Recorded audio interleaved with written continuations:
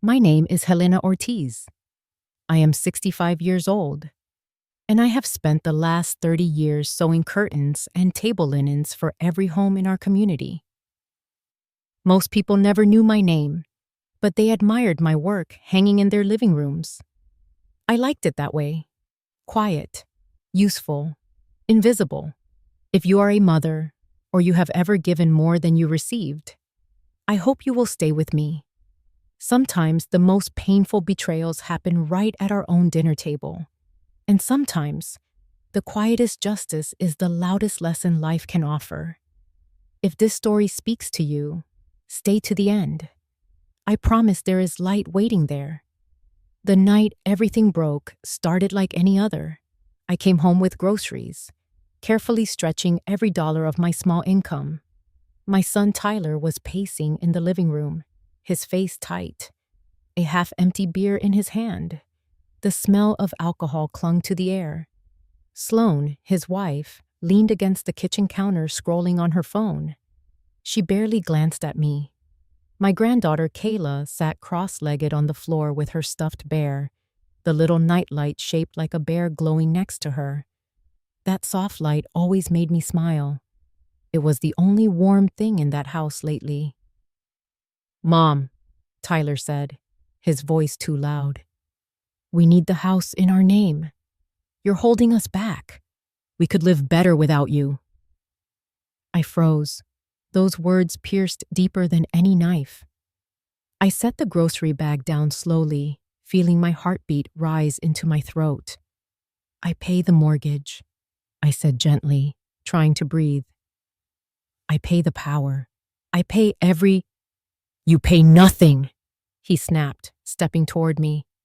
"You're a burden. You don't do anything but sit around and remind everyone you exist." I looked at Sloane. She didn't disagree. She smirked. "We already planned it," she said. "This weekend is a fresh start. We're calling it the Good Riddance Weekend." Good Riddance Weekend. Kayla's head snapped up. "Daddy?" Her voice trembled. "Go to your room," Tyler barked. She ran upstairs, clutching her beer. I turned to follow, but Tyler grabbed my arm. Hard. Too hard for a son who once held my hand to cross the street. "You're not going to ruin this," he hissed. "Sign the papers. Move out. Just leave." I yanked my arm free, rubbing the pain where his fingers left marks. "I raised you," I whispered. "I kept this family alive." Tyler laughed. "No, we keep ourselves alive. You're in the way." Sloane stepped closer, polished and cruel. "The party is Saturday. Our friends are coming. It's time you understand the future doesn't include you." I swallowed the rising tears and looked at the pile of unopened mail on the table. My name on every bill. Electricity, water, internet. Even their credit cards had my account behind them. My late husband Ben always said, "Keep the lights on, Lena. That's how a home breathes." I honored that promise long after he was gone, but they never noticed. I walked toward the hallway, each step trembling. I needed to think. I needed to pack. I needed to protect Kayla. Somehow. "Where are you going?" Tyler shouted. "To get my things." My voice cracked, but I kept walking. I would not let him hear me break. The bedroom I shared with memories was already half empty. Sloane had boxed my sewing machine, the one Ben bought me on our 10th anniversary. There was a sticker on it, "Garage Sale," as if my life's work had a price tag. I reached into the drawer and pulled out the deed folder. It still smelled like the cedar from our old house. I held it to my chest for a long second. This was more than paper. It was every night I worked late to keep Tyler fed, every bill I paid without complaint, every sacrifice a mother makes without applause. Voices boomed from downstairs again, arguing, accusing. I heard my own name said like poison. Kayla suddenly appeared in the doorway, her little face streaked with tears. "Grandma, Are you leaving? I knelt, holding her tiny hands. I have to go for a little while, sweetheart. But I'm not leaving you. Not here. Not forever. She hugged me fiercely. I felt her heart racing against mine. Don't let the lights go out, she whispered. Daddy forgets sometimes. Oh, baby girl, you have no idea. I kissed her forehead. The lights will always come back on, I promise. Then footsteps pounded up the stairs. Tyler again. I stood quickly, shielding Kayla behind me. His eyes were wild now. Get out, he growled. Tonight. He shoved a duffel bag into my chest. Clothes were thrown in carelessly. My private life crumpled. Tyler, my voice didn't feel like mine anymore. No more excuses, he said. No more guilt trips. We'll handle bills. We don't need you. Sloane appeared behind him, excited in a horrible way. Once you're gone, we can finally afford things again. No more paying for your stuff. We're done being responsible for you. I almost laughed, the irony choking me. They didn't know who paid every bill. They thought they carried me when it was my shoulders that held them all these years. Tyler pointed to the door. Leave, and don't come crawling back. The hallway seemed to stretch into a tunnel. My breaths came shallow. Every picture on the wall blurred. Photographs of birthdays, Christmas mornings, Kayla's first day of school. I had framed every one, paid for every one. Now I was being erased from them. I stepped into the night with nothing but a duffel, a deed, and a heart that felt like shattered glass. Kayla's little face watched me from her window. She lifted her bear to the glass. The nightlight glowed softly behind her, like a tiny promise that the darkness wouldn't win. I stood on the curb, steadying myself. They slammed the door behind me. Music blasted a moment later. Laughter. They celebrated before the party even began. They threw a party after I left, I murmured, feeling the words carved deep inside me. Saying, good riddance. I closed my eyes. One day they would learn exactly who paid every bill that kept them warm, fed, and comfortable. One day they would know what it means when the person who keeps the lights on walks away. I did not cry. Not yet. I turned and walked toward the only neighbor who ever cared enough to notice when someone was hurting. Ivy Whitaker. She would open the door. I prayed she would.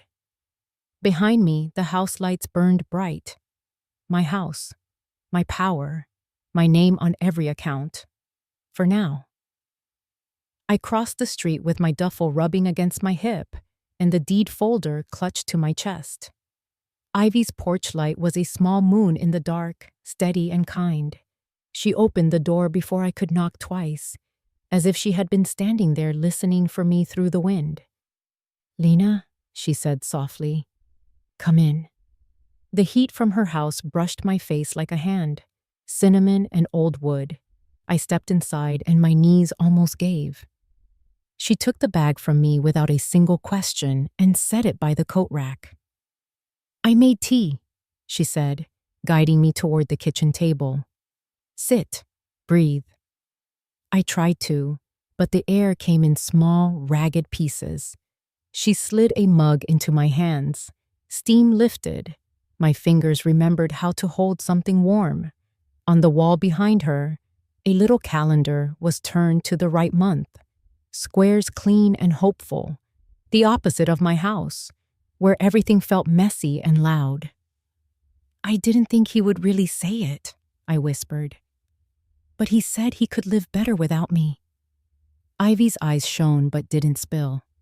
She has always respected another woman's dignity. You're safe here tonight, she said. That's the only thing we decide right now. I nodded and stared at the tea. The first sip burned a little, and that helped. Pain with a clear beginning and end. I told her what happened in clipped sentences, as if the words themselves might bruise if I pushed too hard. Tyler's hand on my arm. Sloane's smile, the phrase they had picked for their celebration. Good riddance. When I finished, Ivy didn't interrogate me with why or how. She reached for the light switch above the sink and dimmed it slightly. "You can have the back room," she said. "Fresh sheets. I'll find a shirt of mine. You're smaller than me, but we'll make do." I laughed for the first time that night, a thin sound that surprised us both. "Thank you," I said. "I'll be quiet." She shook her head.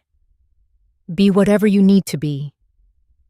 The tea warmed a path through my chest, and the edges of the day softened.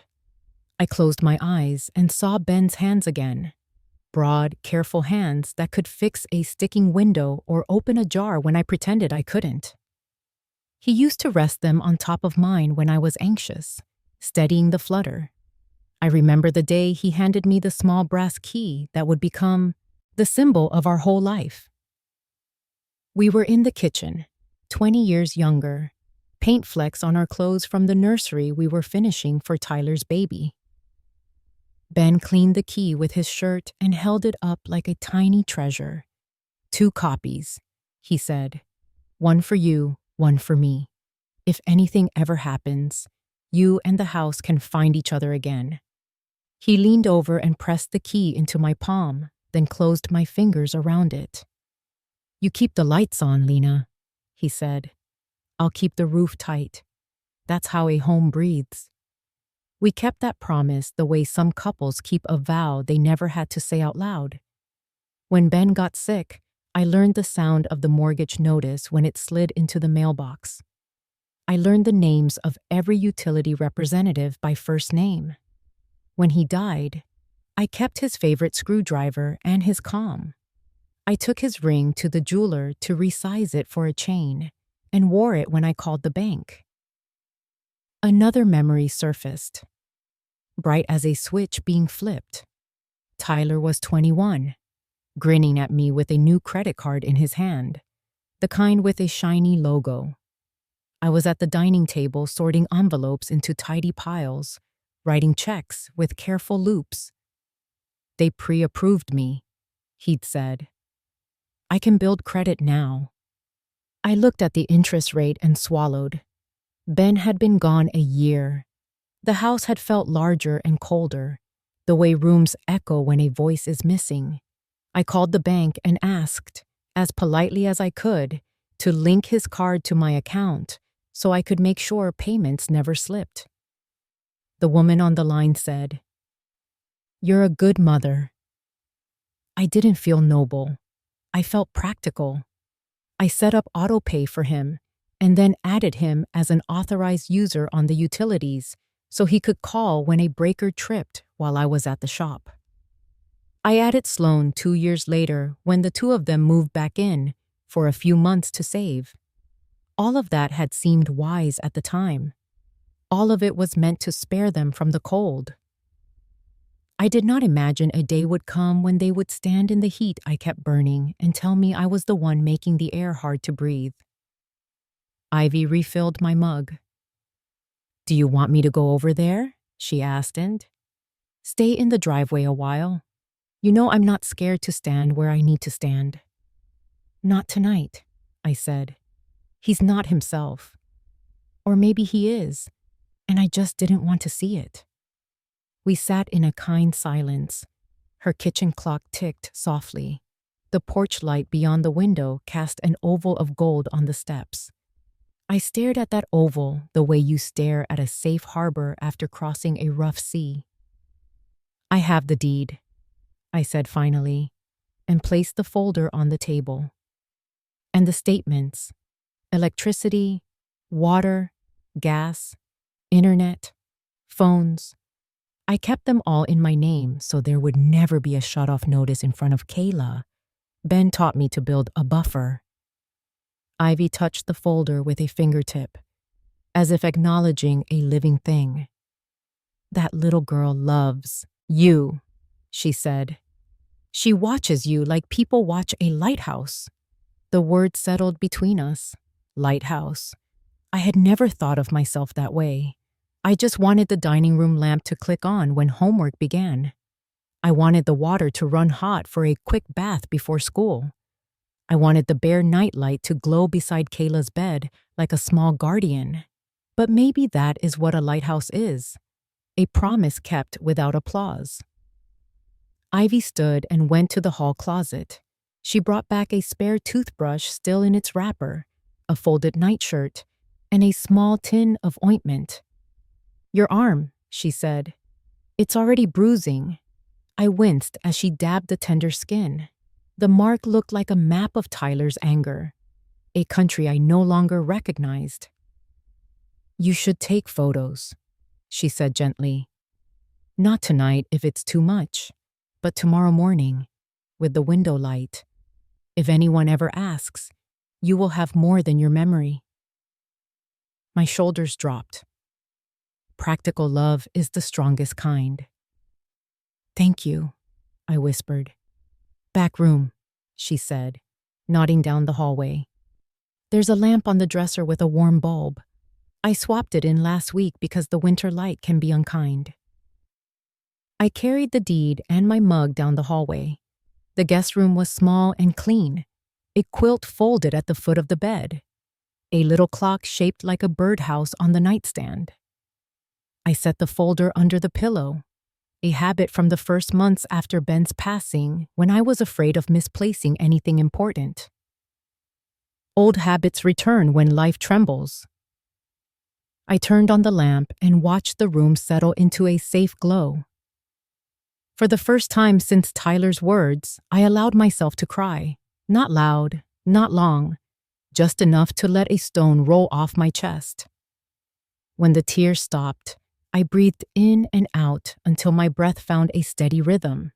Then I wiped my face, straightened the quilt, and looked at the small brass key on my ring. 2 copies, Ben had said. A home can find itself again. I switched off the lamp and lay in the dark for a while. Through the wall, I could hear Ivy moving around her kitchen, washing the tea mugs, humming something soft without words. I thought about the porch light still burning outside, steady when everything else was not. I made a quiet promise to myself. I would not beg to be allowed into my own home. I would not yell back into the storm. Tomorrow, I would choose a different path. One built on clarity and names on paper and the simple truth of who kept the lights on. Sleep came in pieces, like waves that don't crash so much as they lean against the shore and then lean back again. I held the key tightly in my palm until the metal warmed to my skin. When the first pale line of morning lifted behind the curtains, I opened my eyes and felt something small but real return to me. Not strength yet, direction. I stood, smoothed the sheets, and whispered thank you to the quiet room. The day ahead would ask me to be brave. Day would be ready. Morning light spread across Ivy's kitchen like a gentle hand waking the day. She was already up, pouring fresh coffee while a radio whispered the weather forecast. I sat at the table, the deed folder in front of me, my fingers tracing the raised seal again and again as if it could steady me. "You should eat," Ivy said, setting a plate of toast near my elbow. I nodded, though my stomach wasn't ready. My eyes felt heavy from broken sleep, but my thoughts were sharp. Last night I left in fear. This morning I felt something different growing inside me. Not anger, not revenge, clarity. "I need to go back," I said. "Not inside, just see." Ivy didn't protest. She only grabbed her keys. "I'll drive." The house looked exactly as it did the night before. My flower beds neat and trimmed. The wreath I hung on the door 2 weeks ago still smiling with bright silk sunflowers. It was calm from the outside. A lie, wrapped in vinyl siding. But then a truck pulled into the driveway. A man stepped out carrying a tool belt and a clipboard. Darren Cole, a general contractor with a reputation in the neighborhood. He whistled as he walked inside without even knocking. Renovations, Ivy murmured. I felt the words like a blow. Less than 12 hours after they pushed me out, they were already making my home over as if I had never existed. Sloane came out a moment later, her hair perfect, holding a paint sample fan deck. She gestured dramatically, pointing around at the living room walls. Darren nodded, already tallying numbers in his head. They stood where my sewing machine used to be tucked under the window, where morning light used to fall across the fabric as I stitched hems for neighbors' curtains. Then I saw it. A cardboard box piled on top of others stacked near the curb. My sewing machine. Ben's last gift to me. I walked closer despite Ivy's gentle hand on my sleeve. The box had a fluorescent sticker slapped across the side. Garage sale. My throat tightened. That machine carried the imprint of every tablecloth I made to pay for Tyler's braces, every prom dress I hemmed so he could go to dances feeling proud in cheap rented tuxes. It was how I fed us when Ben couldn't work anymore. It was how I survived. And there it sat, like junk. Sloane clapped her hands suddenly, calling out, "We should rent a storage unit for the rest of her clutter. Keep it all out of the way." Ivy quietly lifted her phone and snapped a few photos. I said nothing. Words would not have enough teeth right then. We backed away and moved to Ruth Molina's porch. She lived 2 houses down and was already sweeping leaves with the brisk annoyance of someone who witnessed too much neighborhood drama. She took one look at my face and set the broom aside. "They were drilling until midnight," she said, "and arguing, loud enough to wake the whole street. I logged every noise complaint. You know HOA rules." No, I said, managing a weak smile. I had attended every meeting for years, making sure our little neighborhood stayed peaceful. Tyler had never cared for the rules until he needed them to break something. Ruth lowered her voice. "I'm sorry, Helena. This isn't right." Ivy stepped closer. "Could you send us those logs? Time-stamped?" Ruth nodded. "Of course. You're a good neighbor. Always have been. Good neighbor. Better mother than anyone will ever know. Invisible backbone. All the names I carried quietly while they called me burden."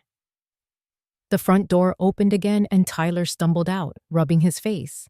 He looked tired, but not from remorse. From celebration. Balloons were tied to the mailbox. A stack of plastic cups peered through the window. They were preparing early. He didn't see me. I was glad. I wasn't ready to confront him without shaking. We returned to Ivy's car, sitting in silence for a moment. I watched as Darren unloaded more supplies. Paint, tools, greed, all arranged neatly. "They're erasing me," I said finally. "Piece by piece." Ivy put the car in drive. "Or they're documenting for you all the ways they've crossed the line. Let them keep going. Every move they make now is a gift to your case later." Case. The idea sat in my chest like a heartbeat finally remembering its purpose. Ivy drove us to the small fabric store I had worked at for years. The bell above the door chimed, and the familiar scent of cotton, starch, and lavender envelopes wrapped around me like an old friend. Abram Katz looked up from rearranging bolts of fabric and smiled warmly. "Helena, I was just thinking of you yesterday. I set aside some teal chiffon for that order you mentioned." I tried to steady my voice. "Abram, I need your help. Would you be able to provide a note confirming my employment?" I swallowed. "And that my income has been steady?" Abram's smile faded into understanding. "Of course. I'll do more than that. I'll pull your pay history. You're one of the most dependable workers I've ever had. Dependable, reliable, silent. That was my strength and my downfall. I thanked him and stepped into the back room where the sewing machines hummed in a neat line, each with a little jar of spare needles beside them. I touched one gently. It vibrated slightly under my fingers, like a living thing. A memory flashed. Tyler, age 7, running in after school, proudly holding up his math test with a shining red A. "I'll keep the lights on for you someday, Mom," he said. "You'll see. I'll take care of you when you're old." The promise of a child who had no idea what keeping lights on truly meant. I returned to the front just as Ivy received a message from Ruth. She showed me her phone. A list of complaints with dates and times. Noise violations. Construction without approval. Occupying patterns that contradicted Tyler's story that they were merely temporary. Guests. Evidence. Proof that the house was mine. Proof that I was not a visitor. Proof that they were the storm, not me. As we stepped outside, the winter air sliced against my cheeks, waking every nerve. I looked back at the store window where quilts were draped like soft memories. For a moment, I stood straight, shoulders back. Not defeated, not erased. I wasn't done. I wasn't gone. And they hadn't seen the last of me. Back in the car, Ivy started the engine. What next? My gaze drifted to the deed, still safe inside the folder, then to the bruises blooming faintly beneath my sleeve, then to the street that led toward a lawyer's office somewhere in town. "I think it's time," I said. "Time to find someone who knows how to protect what's mine." Ivy nodded without hesitation. "I know exactly who to call." As she drove, I allowed myself one last glance in the direction of my house. Darren was back on the roof, measuring. Sloan stepped outside with a clipboard. Tyler dragged more of my history to the curb. They were building a future on a foundation they didn't own. And they were about to learn what happens when the person who keeps the lights on stops paying for the electricity.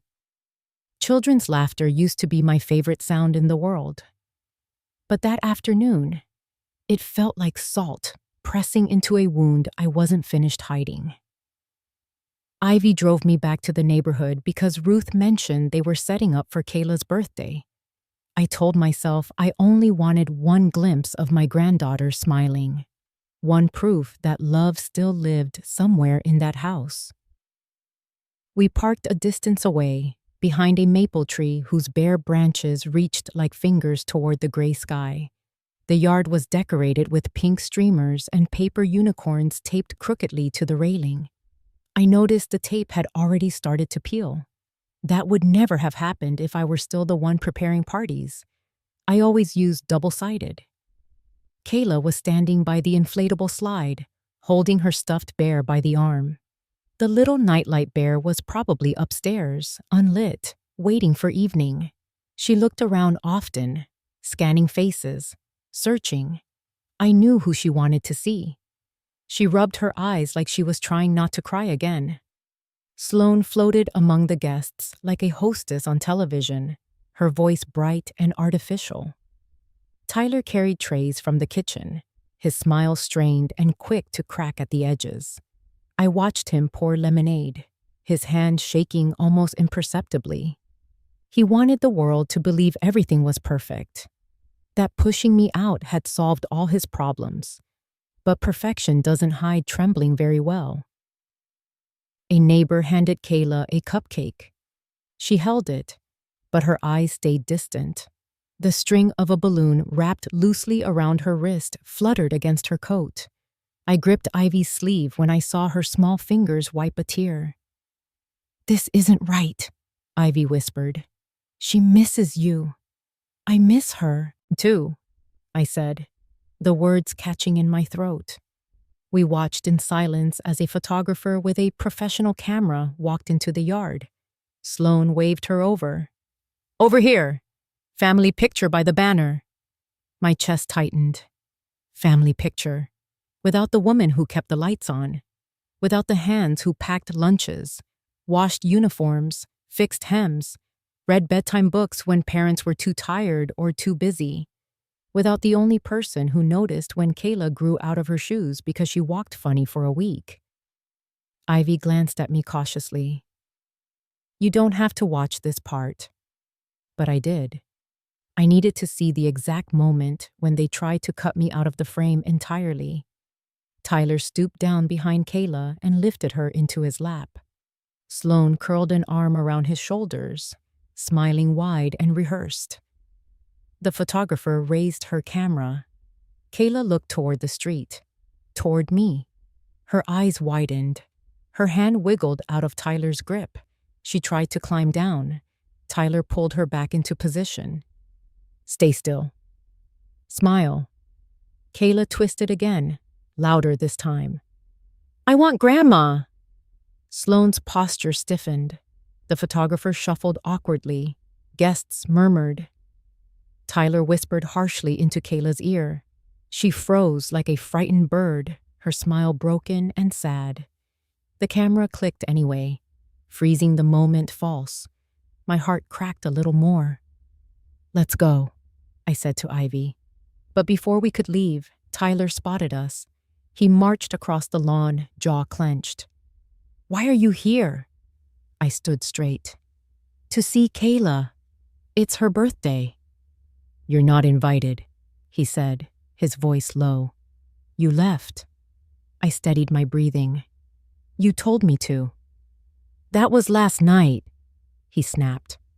We're busy. Don't make a scene. I could feel Ivy tense beside me. She isn't making one, Ivy said calmly. Sloane rushed over, fake smile glued in place. Look, Helena, she said, touching my arm like she owned the situation. If you want to help, you can at least contribute. You still owe us for the decorations and the cake. $250 should cover it. Owe them. For a party I would have spent weeks planning.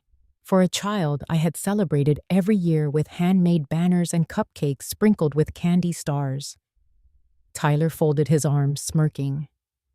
Yeah, don't pretend you're poor. We all know you sit on money, so pay up. Make yourself useful. Useful, like a wallet with feet.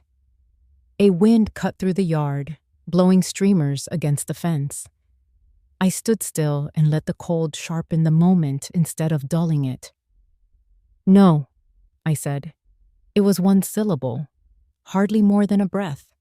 But it changed the air. Tyler blinked. What? I said no, I repeated.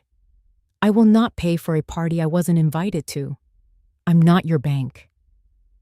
Guests paused, trying not to stare but failing. A few exchanged looks. Someone whispered my name, soft with sympathy. Sloane's eyebrows lifted in disbelief. Wow, so you're just going to embarrass us? I don't have to embarrass you, I said quietly. You're doing that yourselves. Tyler took a step closer, shoulders squared. You think you're better than us? You think you're the reason we're okay? You're nothing. No, I said again. I am the reason you've been okay for years. You just never bothered to look down and see the hands holding you up. Kayla slipped away from her parents and rushed toward me. I knelt to catch her as she collided into my arms, her little fingers gripping my sweater. Don't leave, she whispered. Don't disappear.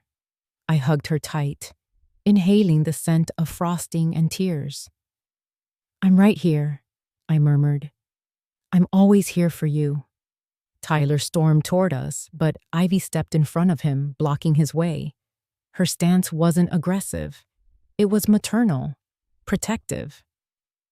Give them a moment, she said. The photographer lowered her camera. A mother nearby reached for her own child's hand, as if remembering how fragile a bond could be.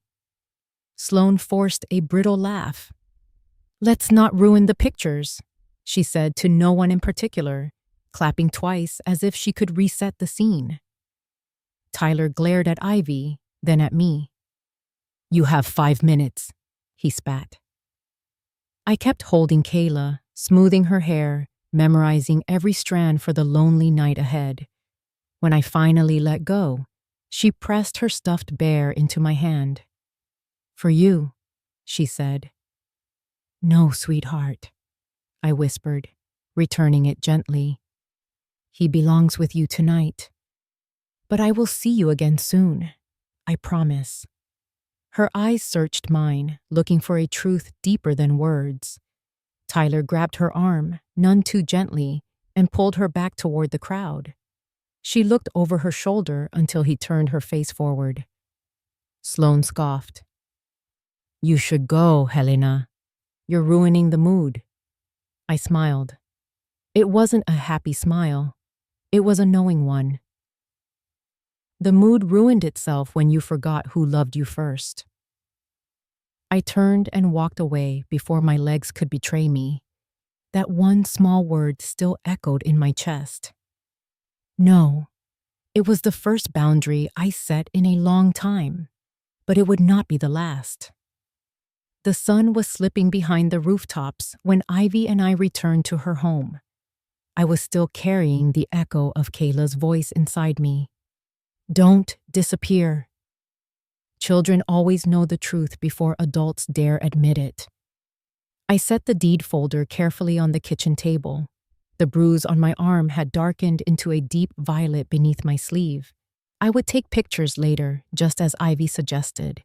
Proof was becoming my new language. "I'm going to heat up some soup," Ivy said. "You should sit, rest." I nodded, but I couldn't stop moving. I needed something to anchor myself, so I started sorting through the mail I brought with me. Electric bill, water bill, phone, all with my name, all paid on time. I stacked them in, neat piles, as if organization could rebuild dignity. Then I saw it, a thick envelope stamped with the bank's logo, the return address of the Home Equity Department. My stomach twisted. I tore it open with a shaky breath. A loan I had never applied for. A withdrawal of $6,500 using my name. And below it, a signature that was supposed to be mine. The loop of the H. The sharp tail of the Z in Ortiz. Close. Too close. But wrong. A cold wave swept from my scalp to my toes. Ivy saw my face and slid the soup aside. "What happened?" I pushed the papers toward her. "He forged my signature." They did. He said he needed breathing room. He said I was suffocating him. I heard Tyler's voice again in the living room, loud and biting. "You're a burden." Maybe the burden was that I kept the real numbers visible. Maybe he didn't want to see how deep the hole had gotten. "It's fraud," Ivy said plainly. "This is enough to get help, to get protection." I closed my eyes, trying to hold back a panic that threatened to scatter me. "He'll say I'm confused. He said I was losing my memory once, when I forgot where I put the keys for a moment." Ivy leaned in. "I know exactly how his blame works, Lena. He wants to make you doubt yourself so you'll give him control. But the truth is on paper. Right here."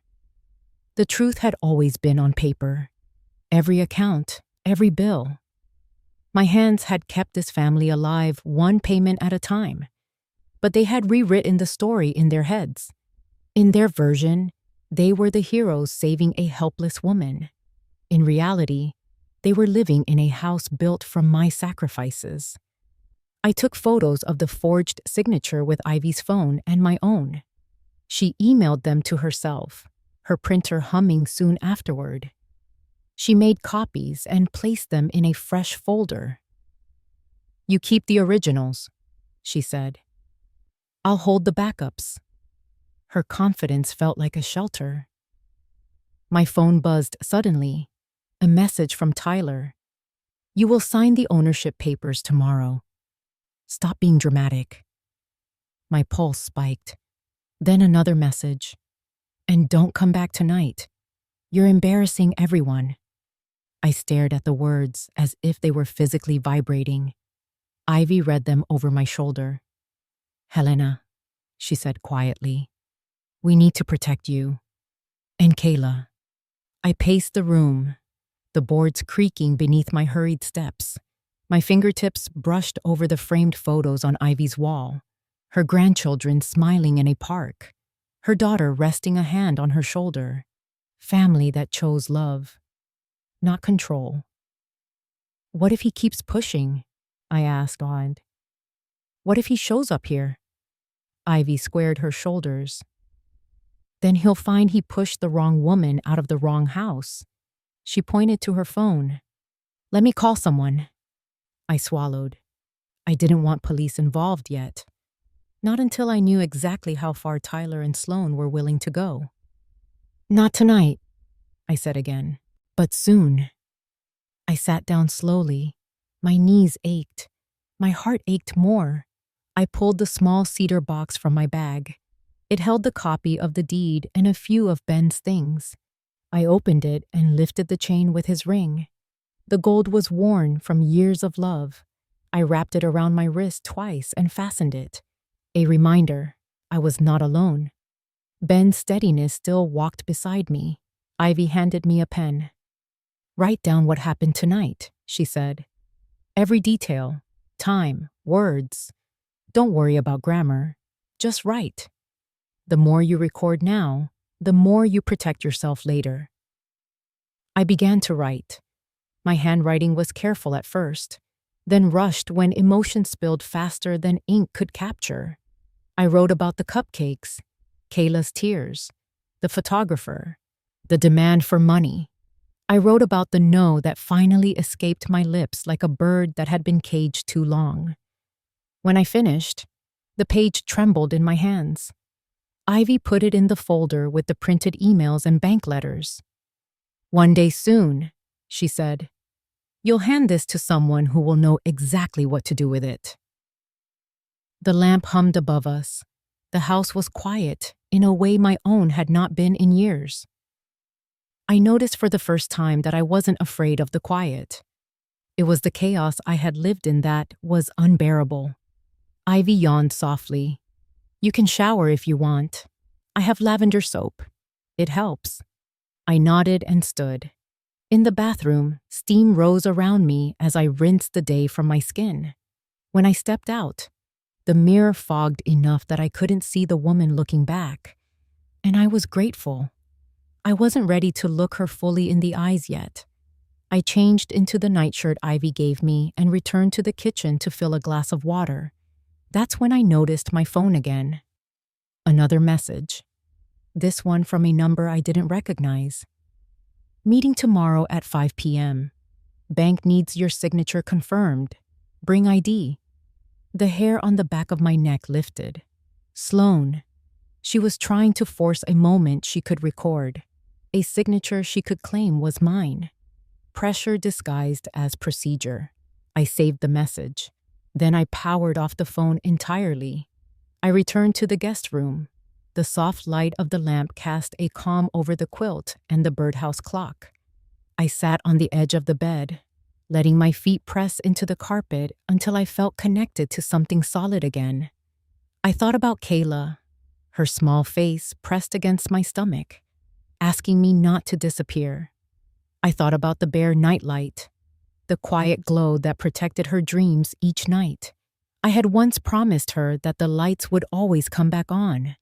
Promises mean something in my life. They shape my actions. They keep me moving. So I made another promise as I lay back and stared at the ceiling. I will fight. Not loud, not with fists or rage, but with paper and truth and every ounce of love a grandmother carries. Tyler believed he could live better without me. He thought cutting me out would free him. But he did not understand the price of independence. He did not understand what it means when the person who keeps the lights on decides to walk away. I closed my eyes. Tomorrow I would start protecting what was mine and what was Kayla's. Tonight, I allowed the quiet to wrap around me like a blanket. Ivy's house was safe. My strength was returning. Some betrayals steal your breath. Others return it. I woke before sunrise. The room faintly blue, the quiet holding me like a careful hand. My arm throbbed where Tyler grabbed me, a dark reminder of how quickly love can twist into something sharp. I dressed slowly, knotting my scarf to hide the bruise. The deed folder waited on the dresser like a heartbeat I needed to carry. Ivy was already up, brewing coffee. "How did you sleep?" she asked. "In pieces," I said. "But enough." We sat at the table again, the same spot where the truth began to take shape. The steam from my cup curled upward like a fragile ribbon. "Ivy," I said, "do you think he'll stop?" "No," she answered without hesitation. "Not until someone makes him."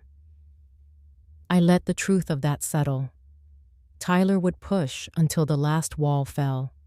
He wanted the house, the control, the narrative where he was the hero and I was the obstacle. "He'll come after more money," Ivy continued. "He already crossed the line with that loan." "And he'll keep crossing," I said. When we finished breakfast, I asked Ivy for a ride. "Before we see a lawyer," I said, "I want to check on Kayla, from the sidewalk, just to see she's all right." Ivy didn't question it. She grabbed her keys. We parked a little further down the street this time. I felt my breath catch when I saw the Good Riddance weekend banner halfway hung above the porch, letters crooked as if even the tape couldn't fully commit to the insult. Empty bottles clinked in a recycling bin by the curb. They had celebrated my absence with enthusiasm. The curtains in the living room were open wide. Maybe Sloane thought the morning sun would bleach away last night's cruelty. But there is no sun bright enough to erase what a child sees. Inside, Tyler and Sloane were arguing again, loud, careless. I stepped closer to the corner of the house, just enough that the open window carried their voices. "You rushed her," Sloane snapped. "She's fragile. If she talks to anyone, we're screwed." "She won't," Tyler said. "She loves us, and Mom is the crazy one. Everyone knows that." I felt Ivy stiffen beside me. Sloane's voice sharpened. "Just get her to sign. You almost had her last night." "She's not signing unless she thinks she has no one else," Tyler muttered. "She needs to feel alone." My heart stopped for a full beat. Their plan wasn't chaos. It was calculation, isolation. Break me down until surrender felt like survival. Then Sloane hissed the sentence that carved itself into my bones. "She doesn't deserve that house. We earned it by dealing with her." Earned. I closed my eyes. Ivy's hand touched my shoulder, grounding me. "Let's go," Ivy whispered. I took one last look through the window. Kayla sat at the breakfast table, knees tucked to her chest, her bear in her arms. She wasn't eating. Her eyes were swollen. She heard everything too. The world narrows when a child is hurting. My fear sharpened into purpose. We drove downtown to an office building tucked between a pharmacy and a small bakery. On the door, Mariah Chen, attorney at law, civil and property protection. Ivy had called ahead. We were expected. Mariah's office smelled of lemon cleaner and ink. Case files lined the shelves like soldiers ready for battle. She was in her early 50s, hair in a low bun, glasses perched on her nose with the confidence of a woman who sees through excuses before they are spoken. She shook my hand firmly. "Helena, Ivy told me enough to be concerned. Let's start with what we can prove." I placed the documents on her desk. Bills in my name, the deed, photos of the bruises, the fraudulent loan letter, printed messages from Tyler, the noise logs Ruth emailed. The list grew longer, and with it, my breath steadier. Mariah studied everything with quick precision. They have no legal claim to the house, she stated.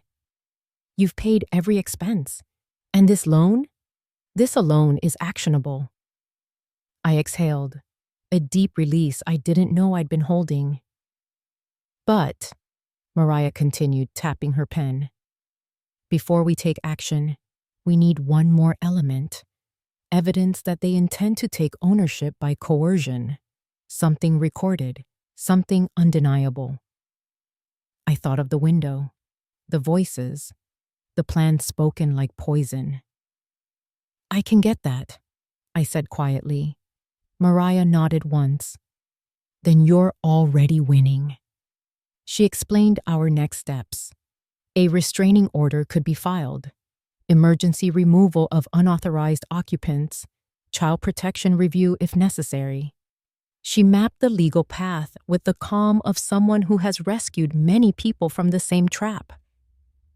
When people take advantage of a kind heart, she said, the law can feel slow, but once it moves, it protects. Her words were water to dry roots. We scheduled our next meeting for tomorrow afternoon. I stood to leave, but Mariah stopped me gently. Helena, she said, her voice softening, you're not alone in this fight anymore. As we walked out, Ivy squeezed my arm. See? There it is, she said. Your path forward. But my path still had one stop left. The house. Not to confront, not to plead, to listen. We returned to the street once more. I stayed behind the bushes near the side gate, close enough for words to travel. Tyler was pacing inside, voice sharp. She better show up at the bank later, or we're screwed, he said. If the power gets shut off because of her tantrum, I'll make sure she regrets it. Sloan scoffed. She won't cut anything. She's weak. She needs us. She'll crawl back. Weak. The word hit me like cold water, but instead of shrinking, something inside straightened. My spine, my resolve, my entire history. Kayla's small voice joined the room. Please don't be mean to Grandma. Tyler snapped. She's the problem, Kayla. Without her, we'll have money. We'll have peace. My chest ached, not from heartbreak, from recognition. I was listening to a story he invented to avoid facing his own mistakes. A story he needed me to believe for it to work. But I finally saw the real ending. Ivy recorded everything from her phone. Angle low, hidden. The truth, captured by the air itself. I stepped back, letting the curtain of leaves hide me again. Wind brushed my face, cool and steady. It felt like a reminder. You are not invisible. You are a force. The person who keeps the lights on does not need permission to flip the switch. I turned to Ivy. I have what I need.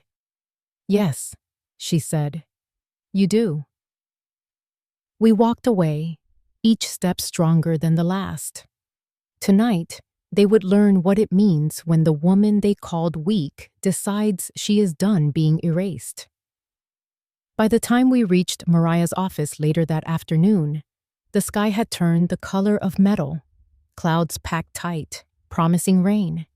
I walked with the deed folder held close to me like a life preserver. Ivy stayed at my side, steady and silent support. Mariah opened the door before we even knocked. Come in, she said, motioning us inside. She had already cleared her desk, leaving a wide space waiting for the weight of the truth we carried. I laid everything down. The forged loan letter, the bruised arm photos Ivy helped me take that morning, the HOA noise complaints Ruth logged, and now the recorded audio of Tyler and Sloan planning to force my signature. Paper and proof. Mariah listened to the audio with headphones, her expression tightening. When she pulled them off, she exhaled slowly. This is more than enough, she said. We are moving now. She picked up her phone. We'll need Denise Patel at the bank to verify the fraudulent signatures. We'll also need the HOA logs officially submitted. Her fingers danced across her keyboard. And we'll request proof of Helena's income from Mr. Katz. Ivy nodded. Abram has already prepared her pay records. Mariah smiled. Excellent. This means you can file for emergency eviction. They are exploiting you financially and physically, and we have documentation. The term struck me like a door opening. Emergency eviction. The legal system had a name for what was happening. That meant it had a solution too. But we'll need one more thing, Mariah continued. A clear picture of who is paying for what. Every utility, every account. I opened my purse and placed a stack of statements on the desk. All of it is in my name. I swallowed. Has been since Ben died. Mariah looked up at me with something like admiration in her eyes. You kept everything functioning, she said. You kept them safe. Safe. That's what mothers do. Even when no one notices the storms they hold back. Mariah printed a checklist and passed it to me. Take this to Denise at the bank. She will certify financial control, and she will provide a letter stating any attempt to transfer ownership required your verified consent, which was not given. I took the paper. I'll go now. Ivy touched my shoulder. We're going. We left the office and stepped into a wind that had begun to stir. Leaves scattered across the pavement in a hurried dance. Something in the air felt like change. At the bank, we waited only a moment before a woman approached us, hand extended. You must be Helena, she said. I'm Denise.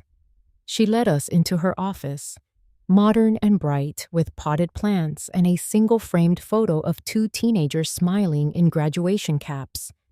A woman who understood responsibility. I handed her the forged documents. She studied them closely. This signature is definitely not yours, she said, her tone sharp with disapproval. It doesn't match any previous verified record. She scanned the loan form into her computer. If this was processed with falsified authorization, I can freeze associated accounts and report the fraud. Your son is listed as an authorized user on several utilities and financial accounts.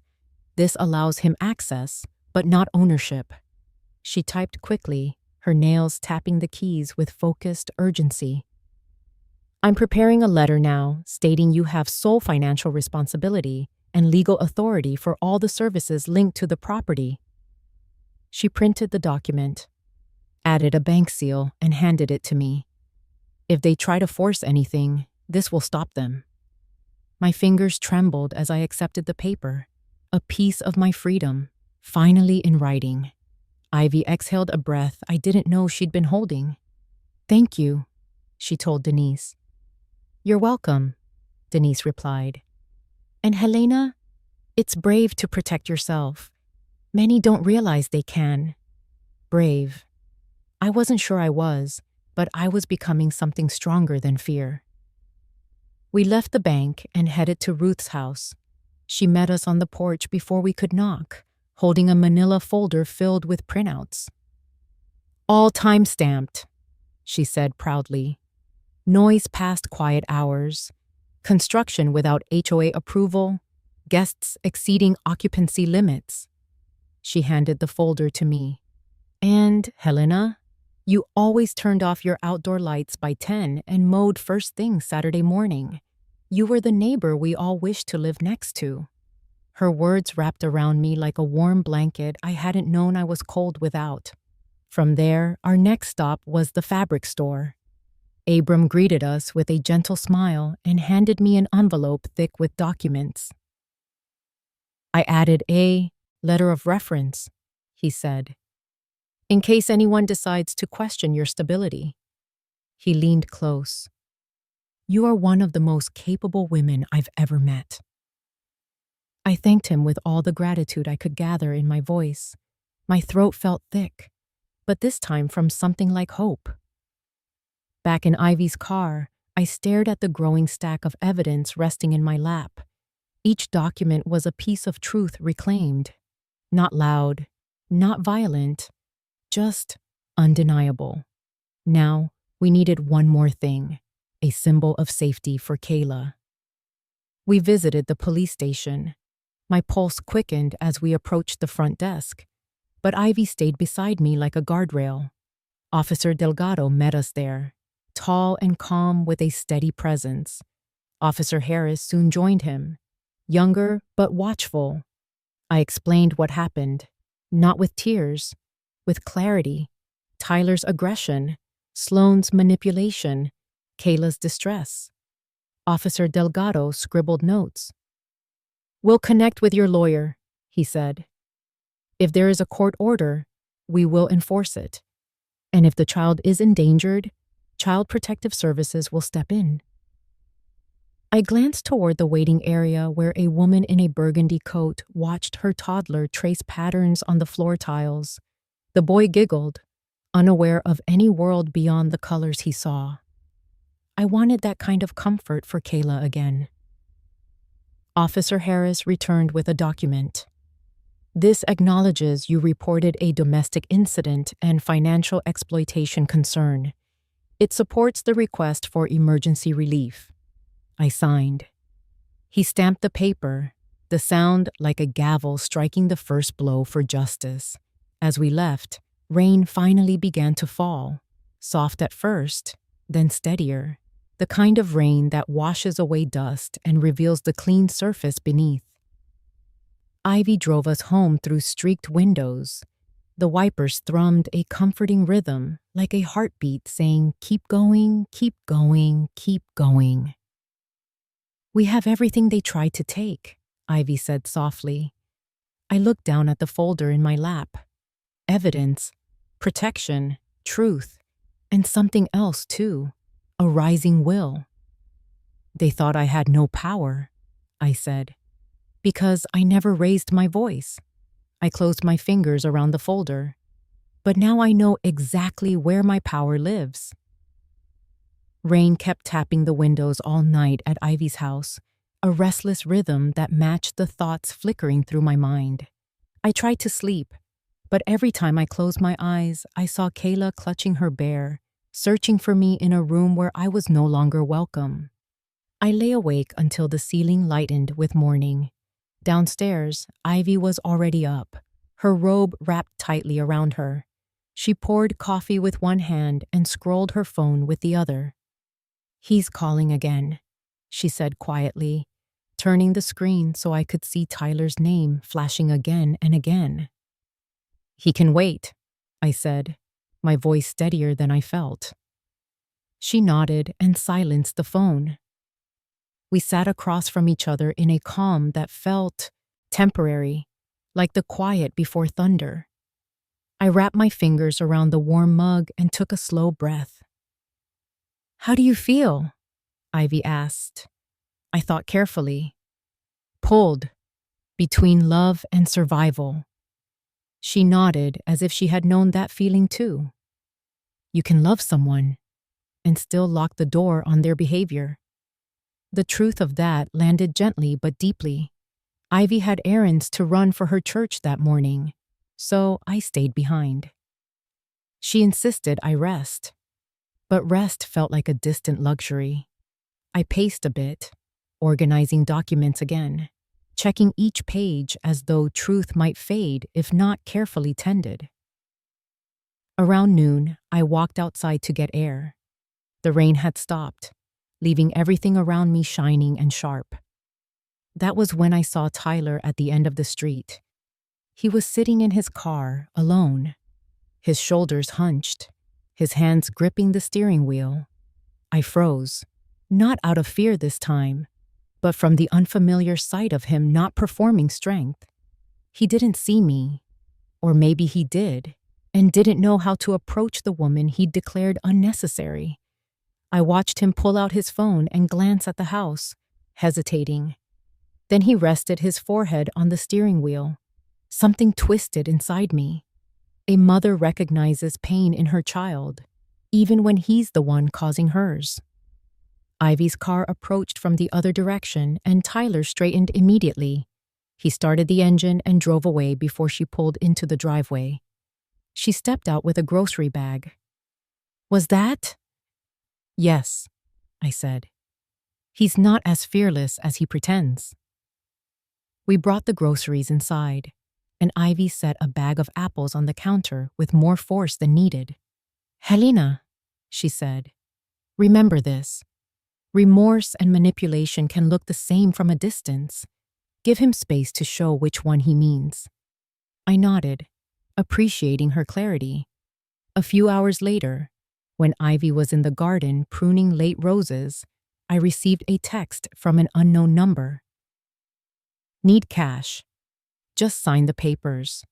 You owe us that." It wasn't signed, but it didn't need to be. Minutes later, another message came. "Kayla is crying again. She keeps calling for you." I stared at that second message longer. That was the hook they knew would pull deepest. They wanted my heart to undo what my head had finally started building. I turned off the phone and set it face down. For the first time, silence was not frightening. It was protective. Late afternoon, Ivy suggested a walk. We strolled the neighborhood, fallen leaves sticking to the damp sidewalks. When we neared my house, I paused behind a hedge again and saw something that made my breath hitch. Kayla was on the porch with her bear, sitting alone on the top step. Her feet dangled, swinging back and forth. Her hair was undone, falling around her face. She looked small, lost. Sloane appeared and tugged at her arm, sharp and impatient. "Inside," she said. "You're making us look bad." Kayla looked toward the street, toward the place she had seen me before. Her eyes searched and searched. Ivy tapped my hand. "Not yet," she whispered. "Let the law finish what love has already built." I forced myself to turn away, but I carried Kayla's searching eyes with me like a weight pressing between my ribs. When we returned home, Ivy made dinner while I sat at the table, staring at the bruises that peeked below my sleeve. Proof of pressure, proof of danger, proof of love misused. We ate quietly. The rain clouds finally broke apart outside, letting streaks of orange light paint the edges of the neighborhood in a soft glow. A different kind of calm, a promise of rebuilding. Then Ivy's phone buzzed. She glanced at it, eyebrows lifting, and handed it to me. It was a message from Mariah. "Paperwork underway. Final steps tomorrow. You did very well today. Rest while you can. Rest." The word felt strange, but necessary. I thanked Ivy for dinner and stepped outside onto her porch for fresh air. The world smelled faintly of wet leaves and possibility. From across the street, I noticed movement again. Tyler. He'd returned, standing near the curb, hands shoved in his jacket pockets, staring at the ground. He didn't yell this time, didn't demand, didn't threaten. He looked broken. He took one step forward, as if he might call out to me, but then he stopped, shoulders folding inward, and turned back toward the car. For one fragile moment, I saw the boy he once was, the one who placed his tiny hand in mine and trusted I could fight off monsters. Now he was the monster he needed saving from. But saving him could not come before saving myself, or Kayla. I opened the door and slipped back inside before he could gather the courage to look up. Later, as night settled fully, I lay in the guest room again, holding the chain around my wrist. The ring warmed from my skin, like Ben's steady presence was reminding me of something I kept forgetting. You are the anchor. You are the stability. You are the keeper of the light. Tyler had cracked under the weight of the life he built, and he tried to hand the shards to me. But I wasn't going to bleed for him anymore. There was still a chance for him to choose better, but my job wasn't to drag him toward goodness. My job now was to protect the innocent and the home I earned through years of quiet sacrifice. I whispered into the dark, a vow nearly silent. I will not disappear. Not for him. Not this time. The wind brushed the window, almost like an agreement. Tomorrow, papers would move, laws would protect, and justice would begin to take form. Tyler thought I was alone, but he never understood that a woman who keeps the lights on learns how to shine in the dark. Rain had washed the streets clean by morning, but my thoughts felt heavier than ever. I dressed carefully, choosing a long-sleeve cardigan to cover the bruises on my arm. Ivy made coffee and scrambled eggs, but my stomach twisted too tightly for more than a few bites. Today was the day. Today, they would try to force my hand one more time. At lunchtime, Ivy insisted we eat something real. We split a sandwich at her table while the clock's second hand clicked steadily, each tick bringing me closer to 5 o'clock. The meeting time Tyler and Sloan insisted on at the bank. But I wasn't going to the bank. I was going to my lawyer. Everything was ready. Every document, every photo, every voice clip of their plans. The truth was a stack of proof too heavy for lies to lift. Still, anxiety tugged at my breath as Ivy drove us across town. We arrived early so we could go over last-minute details with Mariah. Her office lights felt warmer today, like quiet confidence flickering from each bulb. Mariah stood with her arms crossed, listening as Ivy played the newest recording from yesterday. Tyler threatening to make me regret cutting the power. Sloan pushing the idea that without me, they'd finally have peace. Mariah shook her head. "They believe you're powerless because you love them," she said. "They have mistaken kindness for weakness, and that miscalculation is about to cost them everything they try to take." I felt a spark of something then, not joy, but justice. A mother's justice, the kind that doesn't roar, the kind that stands up. Mariah paced as she laid out the plan. We filed the emergency eviction immediately, and because of the fraud, the physical aggression, and the recorded intent, I'm asking for police assistance the moment it's approved. I swallowed. "You mean tonight?" "If the judge signs quickly," she said. "Then yes." I clutched the strap of my purse. Tonight. Freedom could begin tonight. At 4:30, Ivy and I waited at a quiet cafe across from the courthouse. My seat gave me a direct view of the entrance.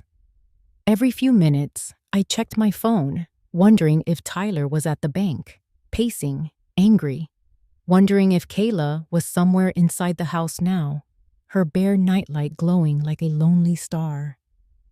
Ivy reached over and gently stilled my fidgeting hands. "You're not abandoning her," she said. "You're rescuing her." Her reassurance helped, but only a little. The clock kept running. At 5:02 p.m., my phone buzzed. Not a message. A call. Tyler. I didn't answer. Another call. Then another. The vibrations rattled against the wood of the table, each one like a shout through the silence. Ivy placed her hand on top of the phone, steadying it. "He's losing control," she said softly. People like Tyler panic when their power fades. Finally, the call stopped. A moment of calm. Then the courthouse doors opened and Mariah stepped out, looking for us. Ivy and I stood before she even waved. Mariah's eyes met mine, and the look she gave me changed the shape of the moment. Approval. The emergency eviction was granted.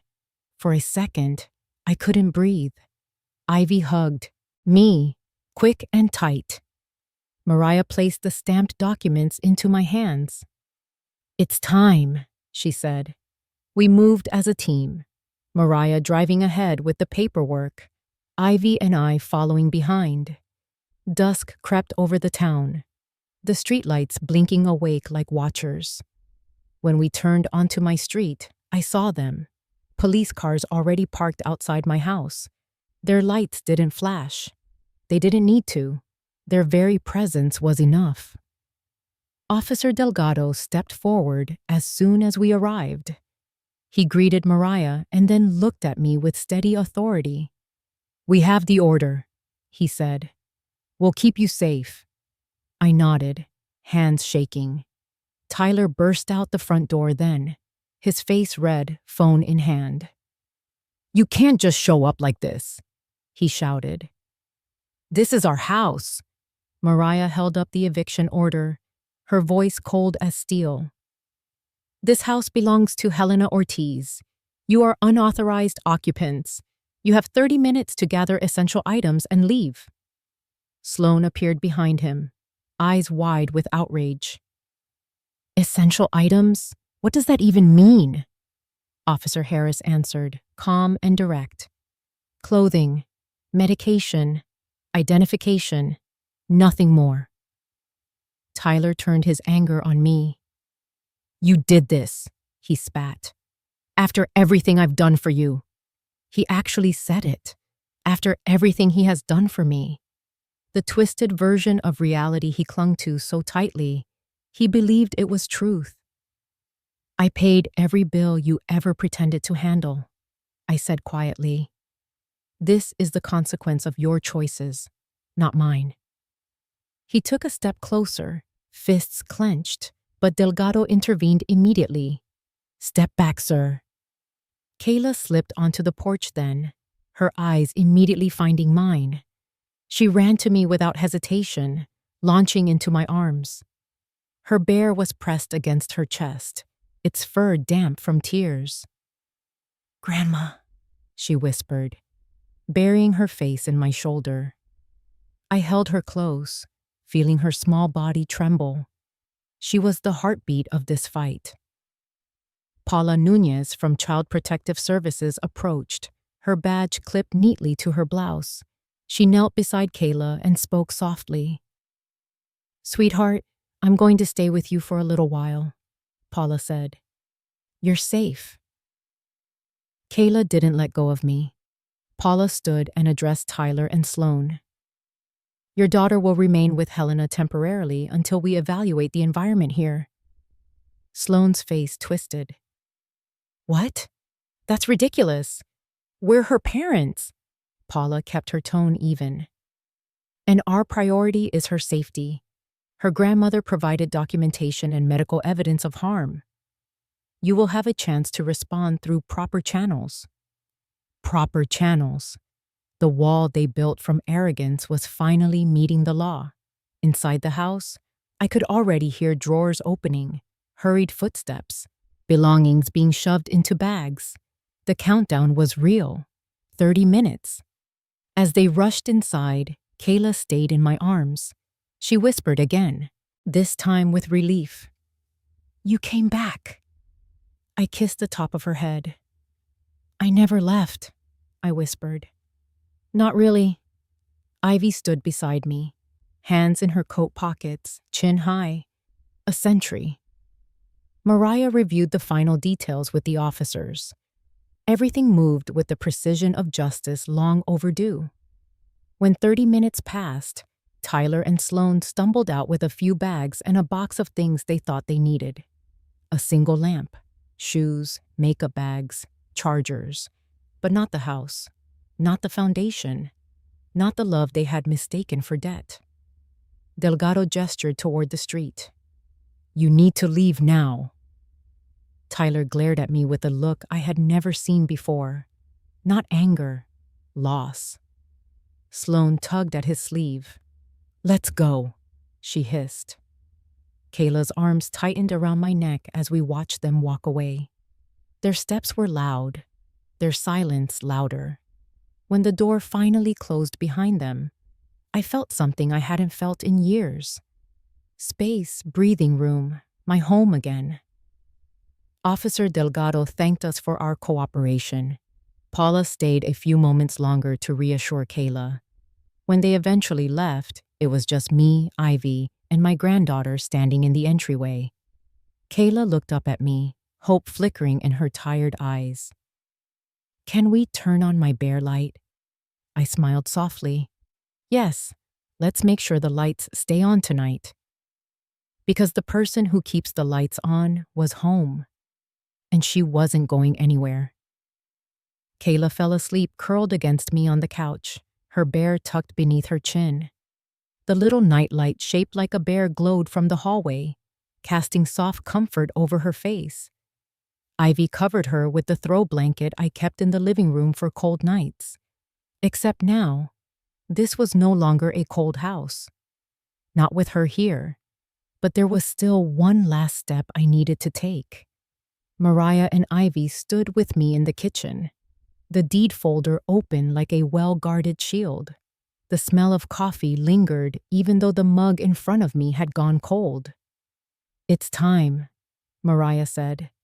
I nodded. My hands didn't shake anymore. We spent the next hour making calls. Calm, controlled, undeniable calls. First, the bank. Denise confirmed the fraudulent loan was frozen and the card accounts were being locked. Tyler would receive a notice before sunrise, and his credit privileges linked to me would vanish in the dark. Second, the landlord of the storage facility where Tyler and Sloan had moved some belongings.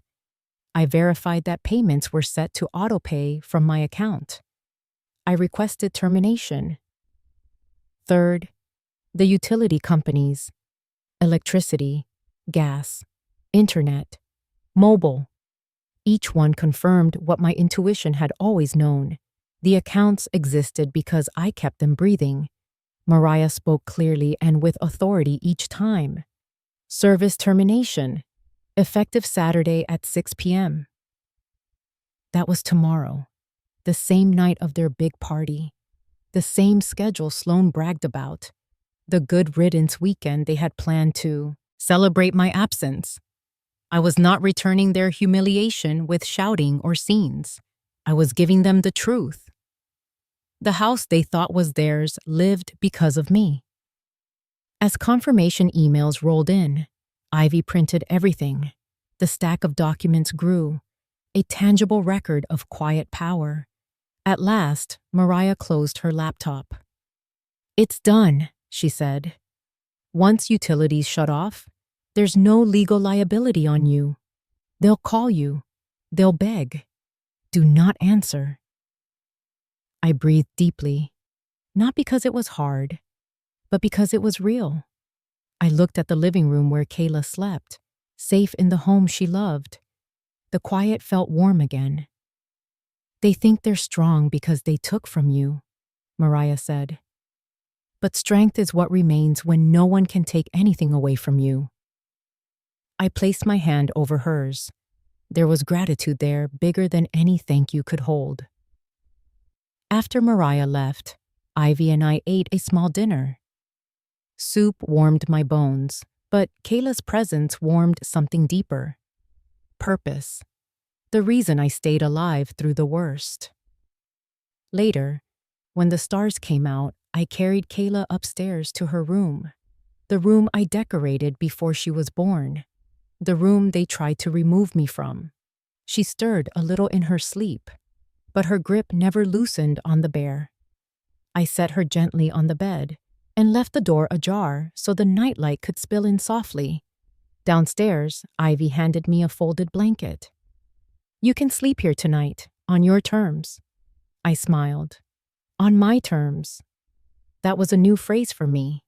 We prepared for sleep, but before turning off the lights, something tugged inside me. I walked to the front window and peered outside. A car rolled slowly down the street, headlights off. Then it stopped in front of the house.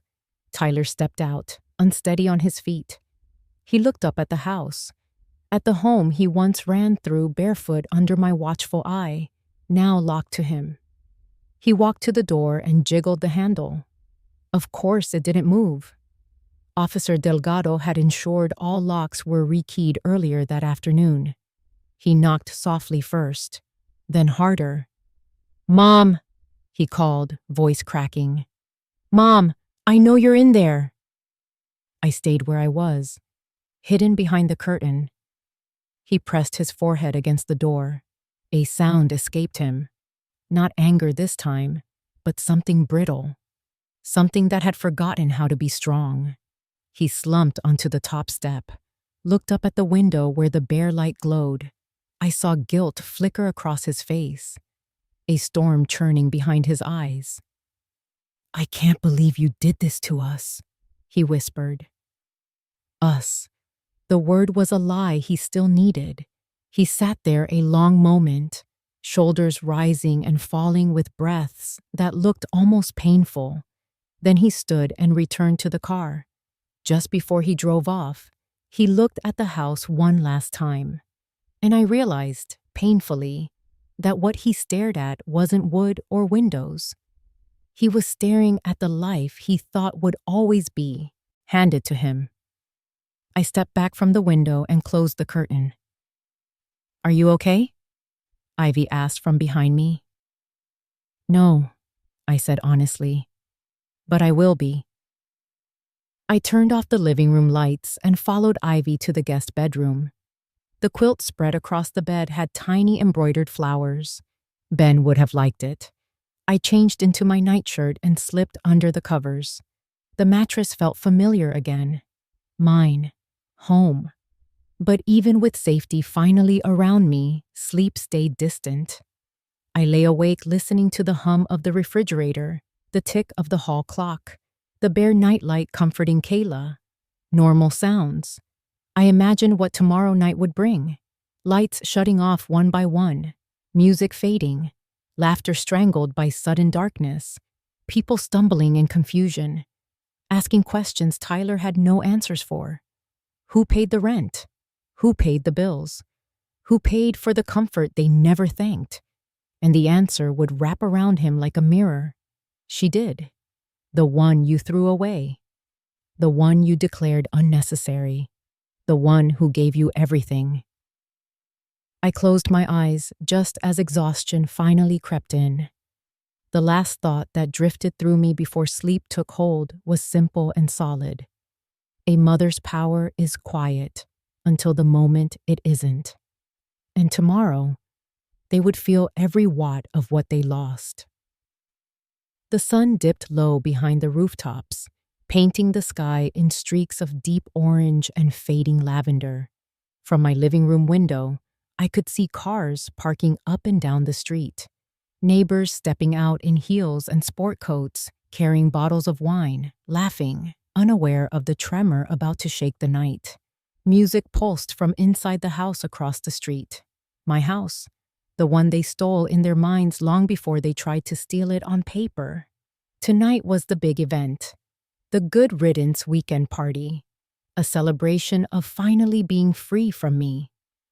Kayla sat beside me on the couch, her legs tucked under her, the stuffed bear clutched tightly.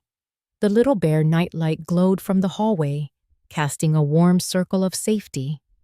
Ivy was in the kitchen with Mariah, preparing snacks for Kayla and pretending we weren't listening to the music getting louder across the street. At 5:58 p.m., I checked the time.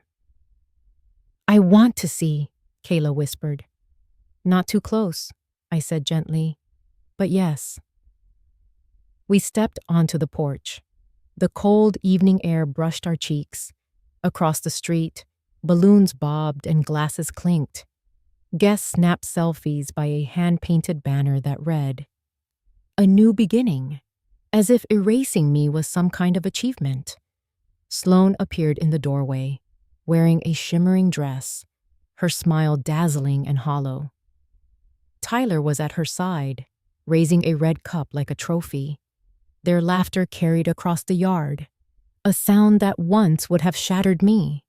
Not anymore. Kayla slipped her small hand into mine. "They're pretending," she said quietly, eyes wide and wiser than a 9-year-old should. "Have to be." "Yes," I replied. "They are."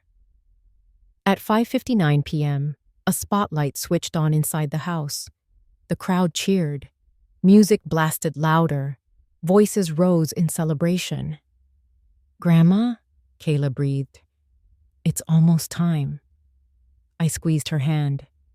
"It is." 6 p.m. The world paused. Then everything went dark. Every window, every porch light, every lamp, every string of fairy lights that Sloane had so proudly wrapped around the banister. All of it gone. A gasp swept over the yard like a cold breeze. Music stuttered into silence. Someone shrieked as the blender died mid-spin. The balloons bobbed wildly, illuminated only by the fading light of dusk. Confusion spread fast. "What happened?" someone yelled. "Did the breaker trip?" another asked. Sloane flicked the light switch repeatedly, panic rising. "Turn back on! Come on!" She shook it like madness might coax electricity. Tyler fumbled for his phone flashlight, cursing under his breath. "It's the power company," he said. "It has to be." Guests whispered now, concern twisting their voices.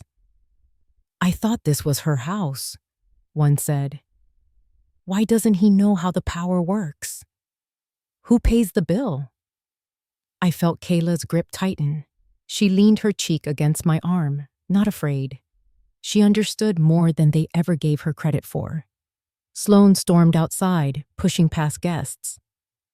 "Everyone, stay calm," she announced, plastering on a grin.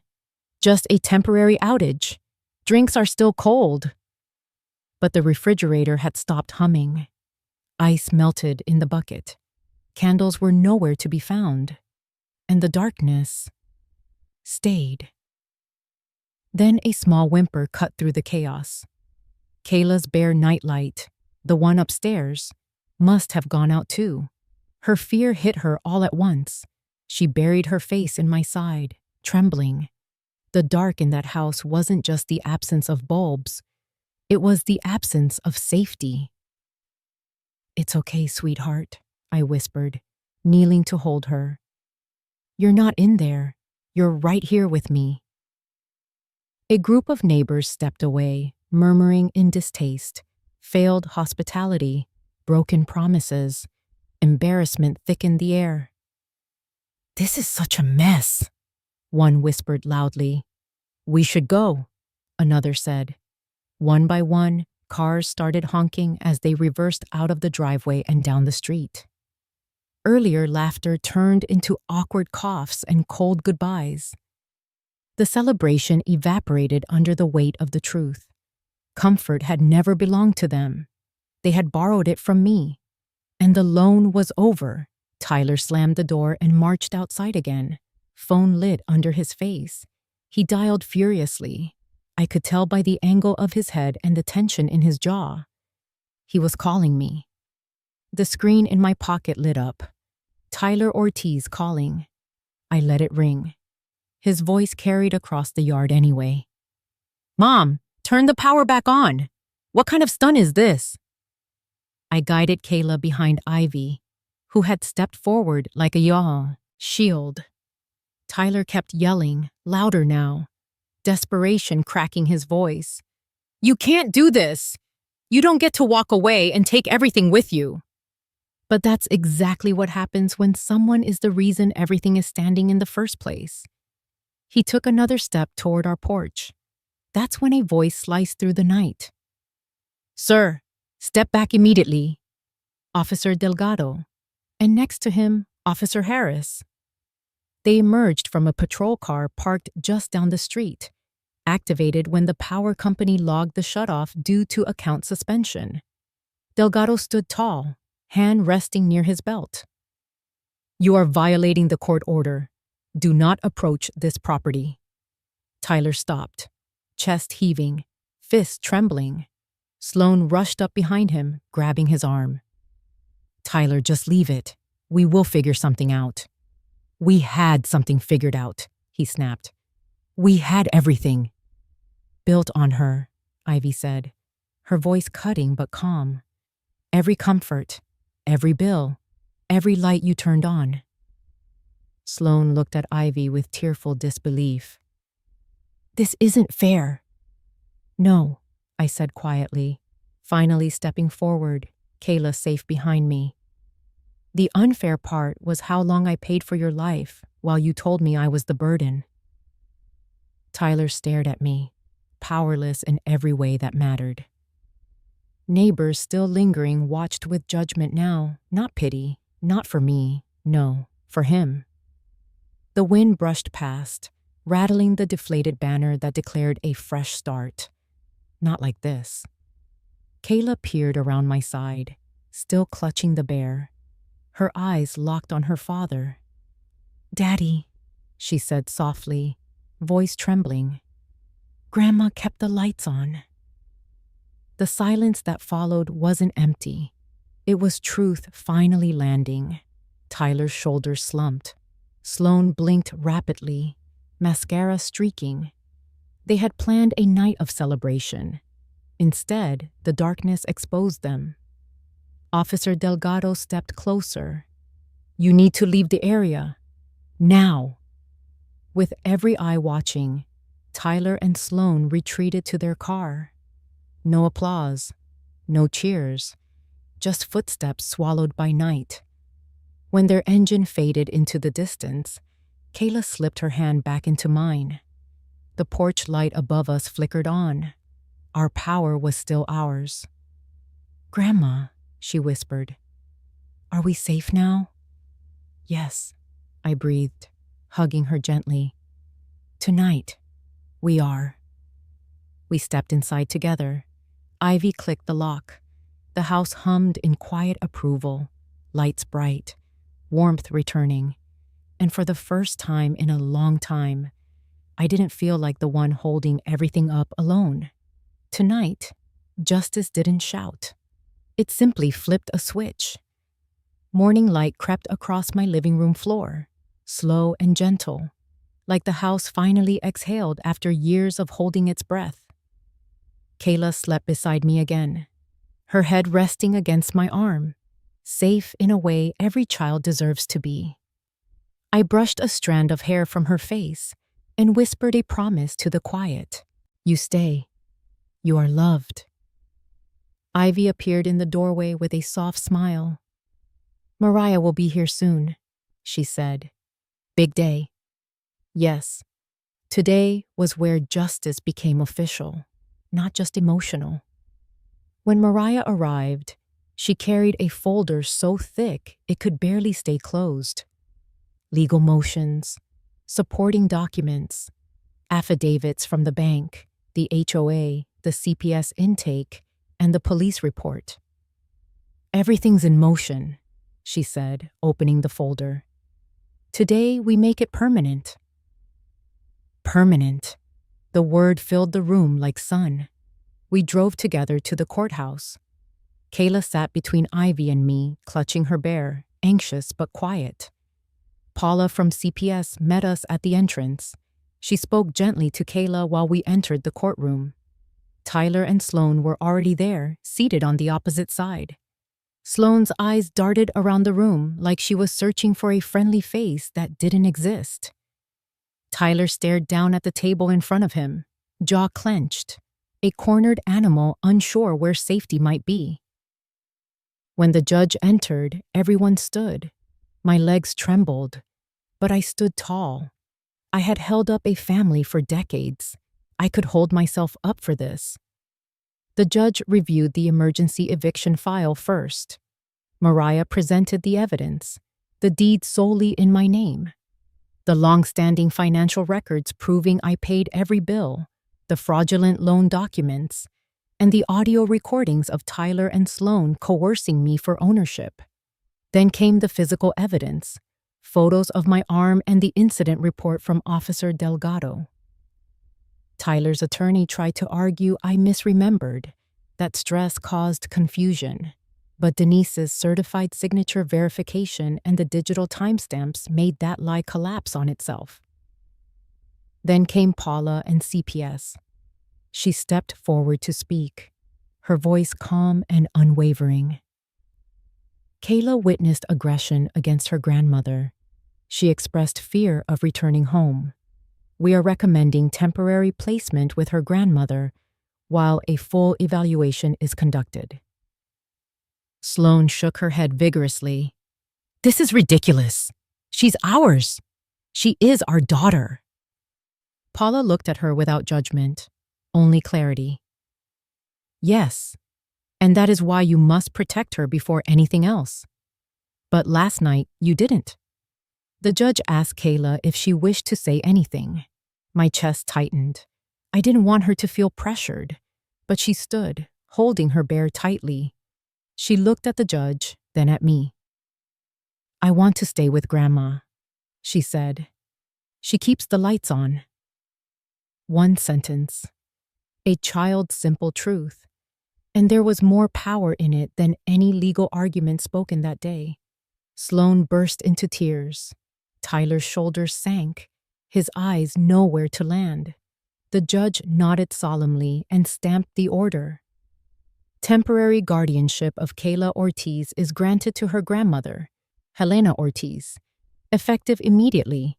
Full eviction of Tyler Ortiz and Sloane Pierce Ortiz from the property is confirmed.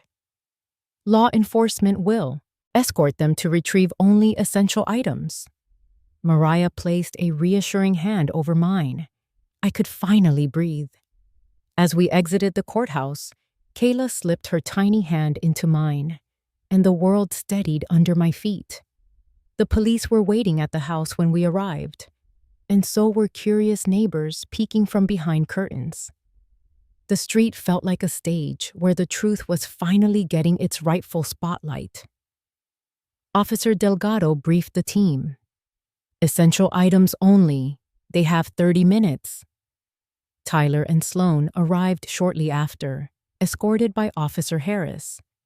The moment they stepped inside the doorway, they paused. The house didn't feel like theirs anymore. It felt like what it had always been, mine, and now protected by law. Kayla stayed close to me while Paula watched from a few feet away. She clung to my sleeve when Sloane stormed past, grabbing makeup bags and expensive shoes first. Of all the things she could have chosen, memories, photos, keepsakes, she reached for vanity. Tyler moved slower, lingering in the living room.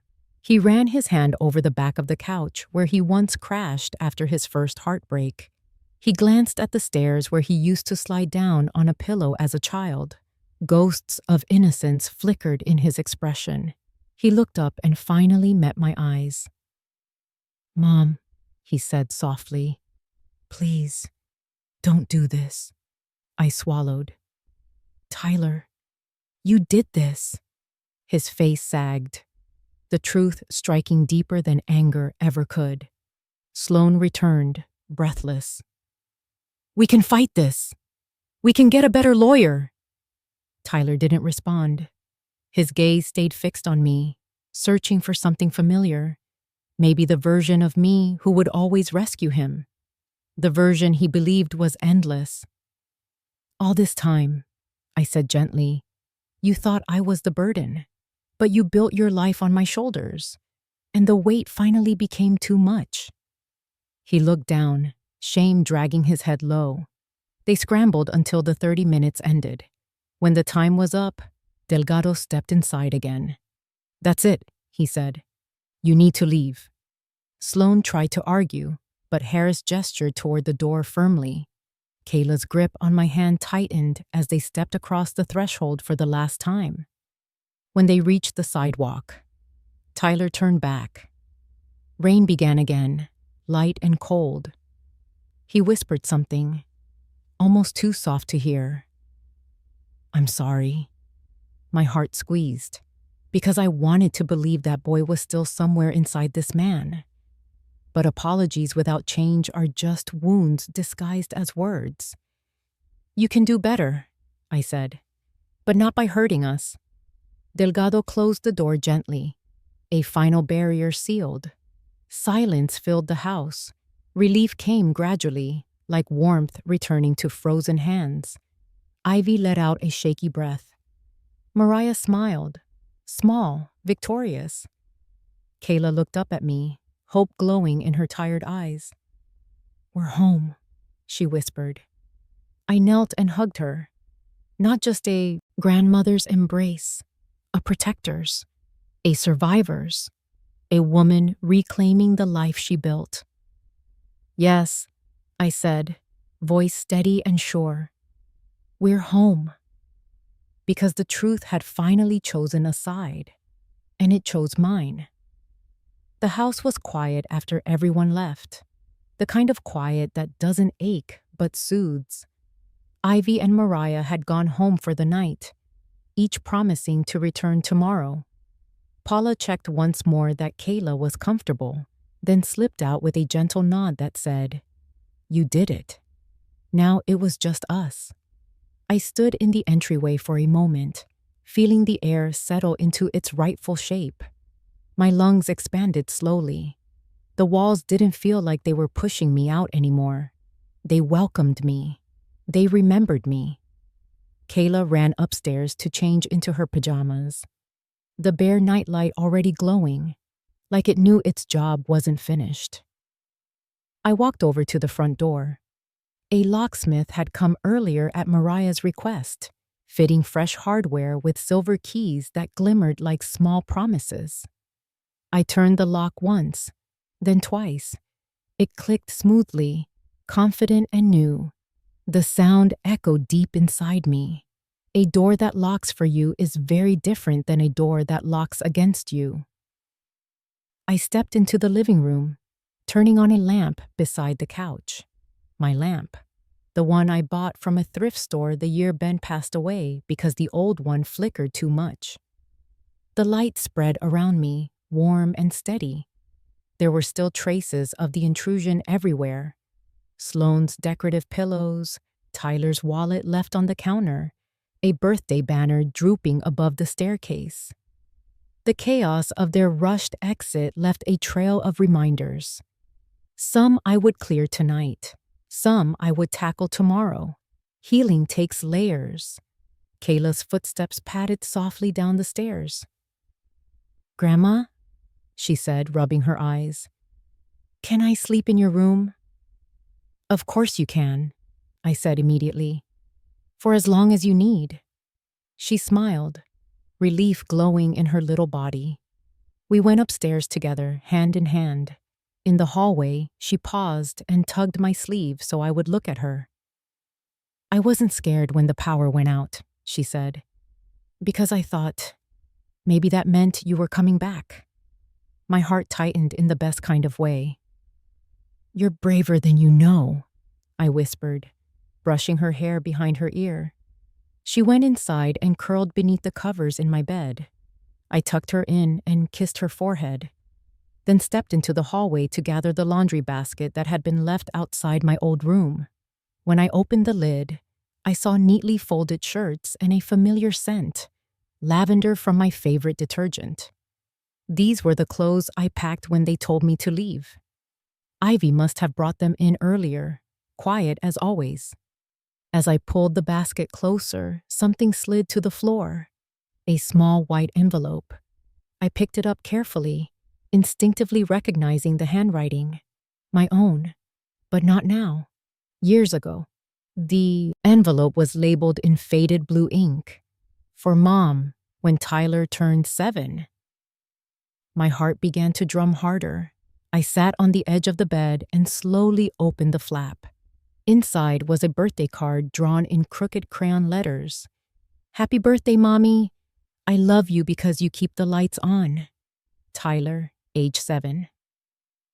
The drawing under the message showed a stick figure house with bright yellow beams coming out of every window.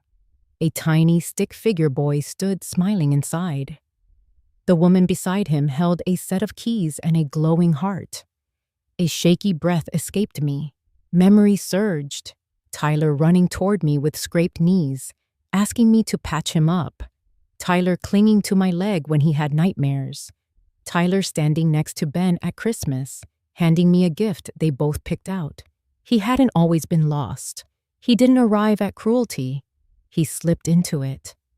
Kayla stirred and sat up, eyes curious. "What's that?" I showed her the card. She studied it carefully, then pointed to the key in the drawing.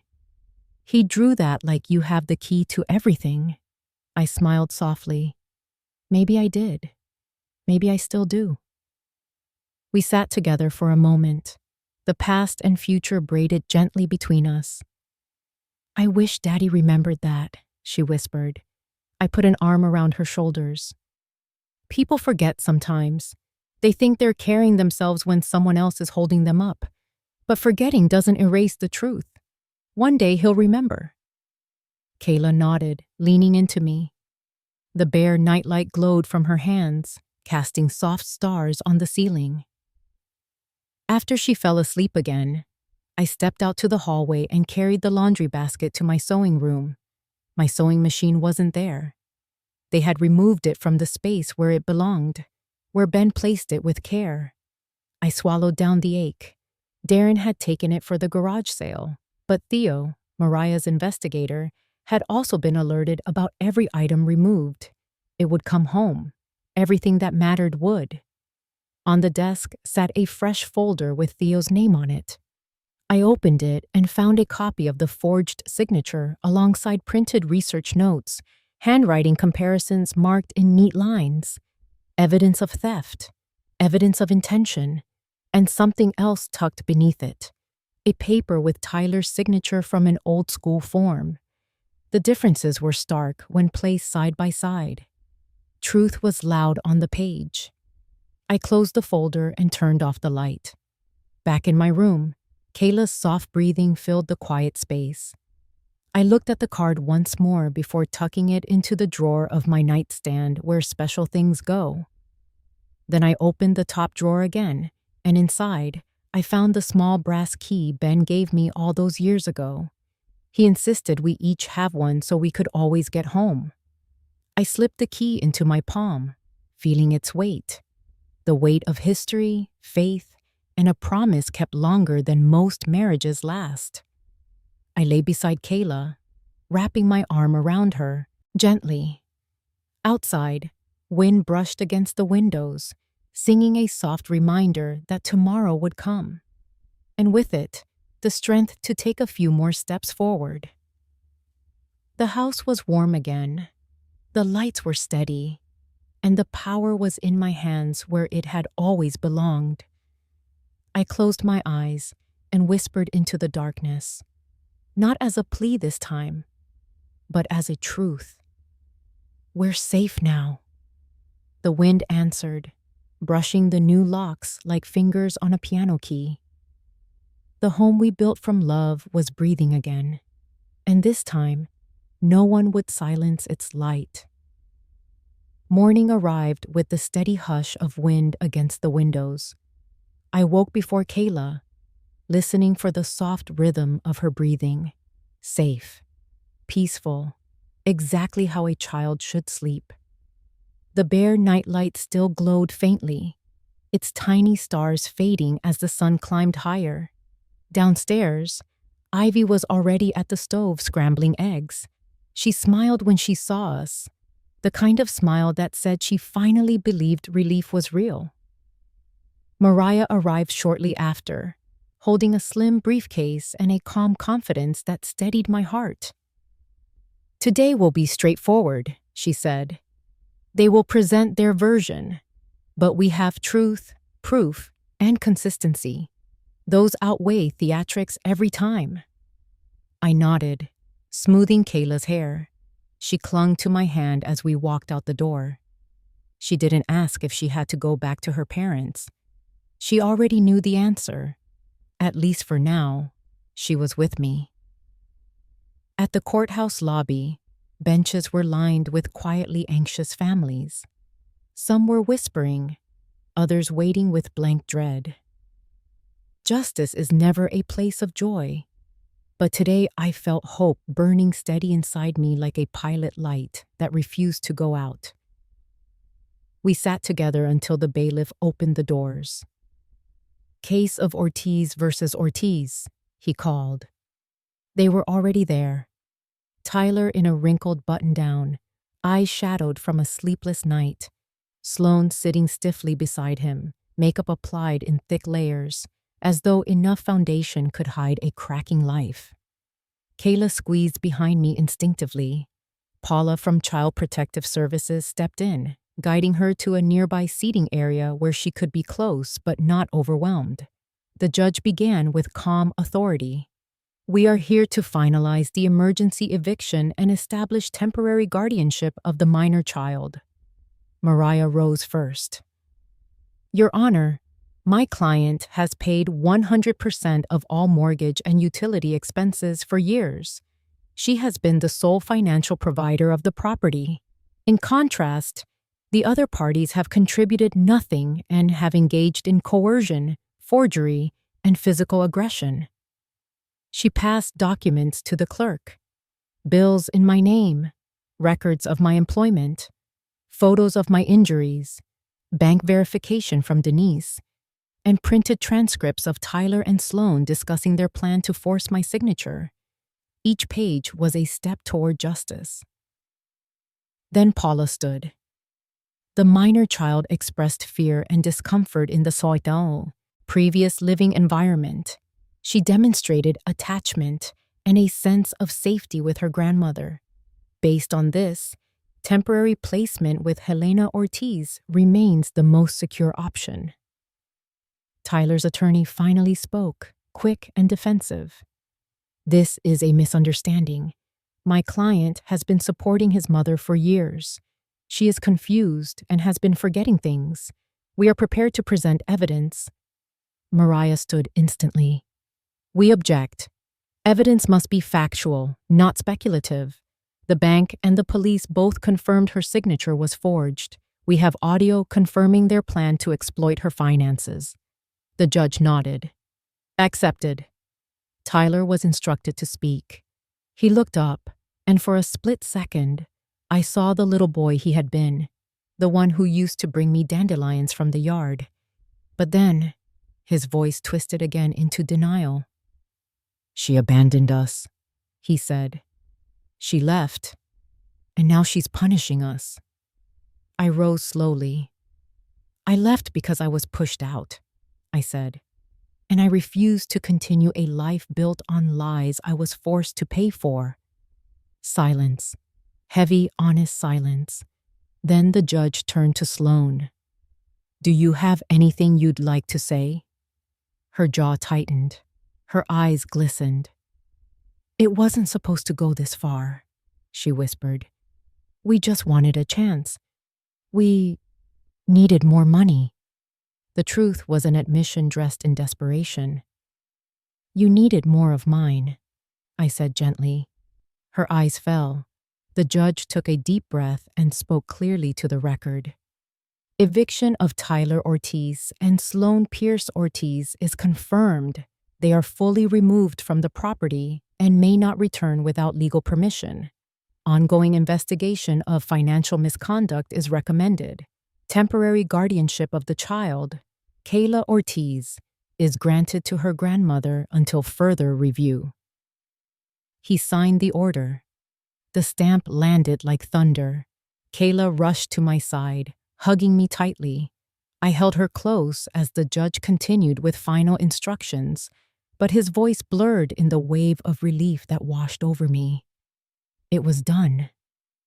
When we stepped into the hallway, Ivy hugged us all.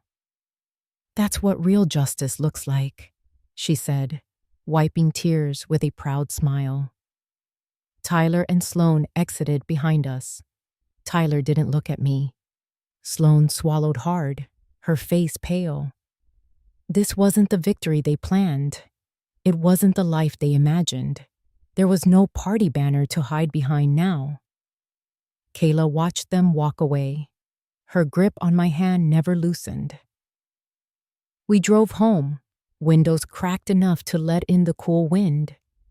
The chime outside the porch tinkled softly when we pulled in, the same one Ben hung years ago to welcome us home from church or grocery runs.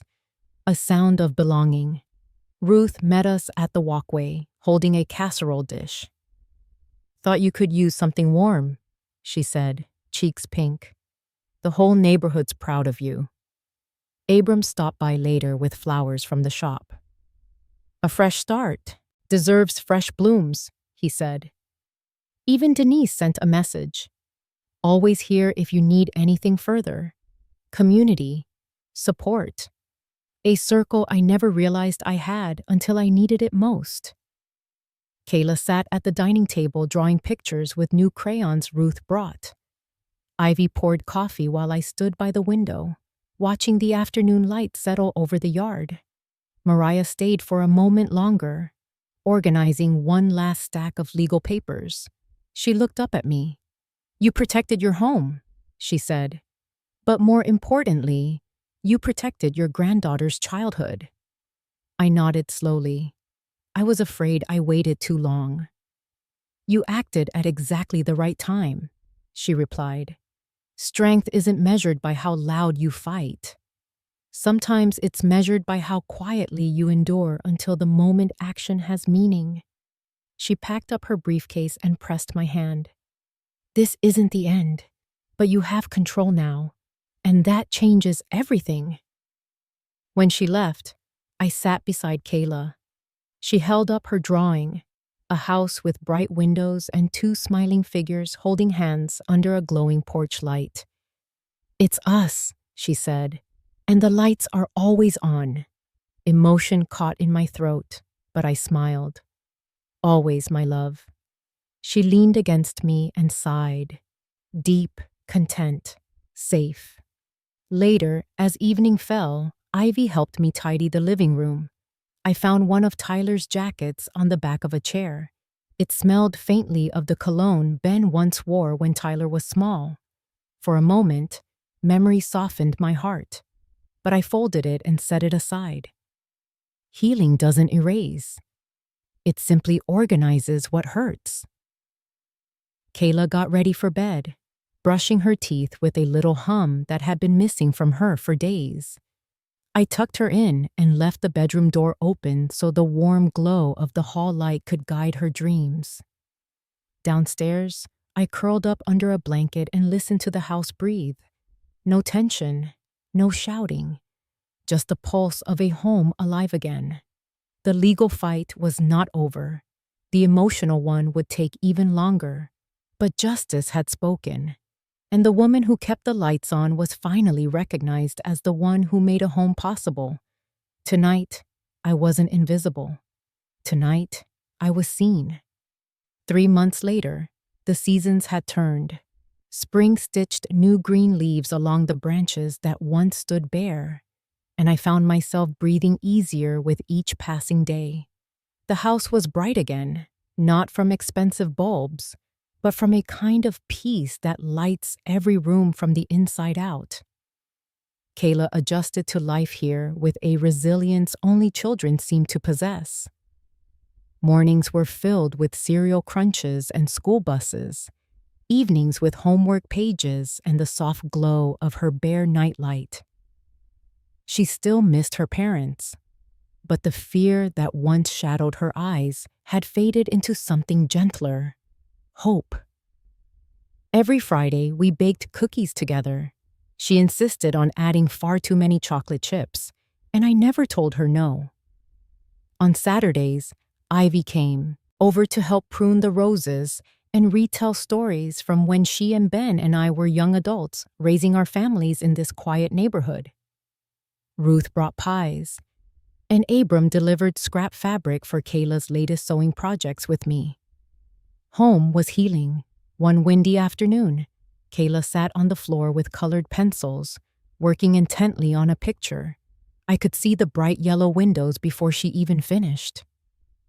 "That's us," she said proudly. "Our home keeps the lights on even in storms." Some storms, yes, I thought. And some storms teach you exactly how strong the beams of your home truly are. CPS check-ins continued, each one more relaxed than the last. Paula always arrived with a gentle smile and left with confidence that Kayla was safe where she needed to be. The investigation into fraud was still moving quietly through the courts, like a river cutting stone. Tyler had not called, not once.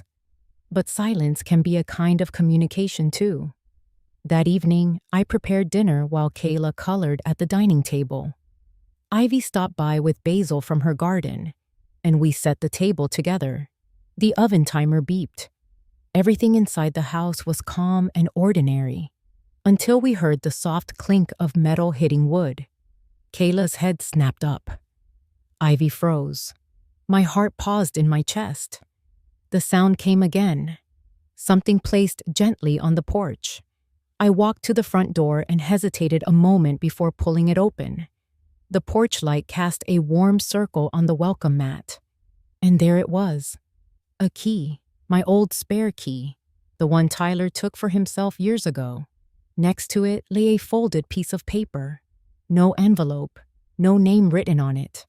I picked it up and unfolded it slowly. The handwriting was familiar, messier than when he was a child, but still the same pull on the letters, the same slant to the right. I'm sorry. I'm trying. Ty, just 3 short lines. I closed my eyes. The wind chime Ben hung above the door rang softly in a gentle gust, as if blessing the moment with music only healing could understand. Ivy stepped beside me. Smart of him, she murmured. He didn't knock. No, I said quietly. He knew he wasn't ready to be invited in. Kayla came to the doorway, bare in her arms. Grandma? She asked softly. Is Daddy okay? I crouched down to her level. Daddy is learning, I said. Sometimes learning takes time, and sometimes it takes losing something to remember how to be better. She nodded slowly, her young heart wiser than her age. I hope he remembers the light, she whispered. So do I said. One day at a time. Kayla leaned her head against me, and I hugged her close. Ivy placed a gentle hand on my back, steady and present, the way a true friend always shows up at the turning points. When we stepped back inside, I placed a key under the wind chime on the entry table. Not as a relic, not as a threat, as a reminder of what was lost, of what could still be repaired, of what I fought to protect.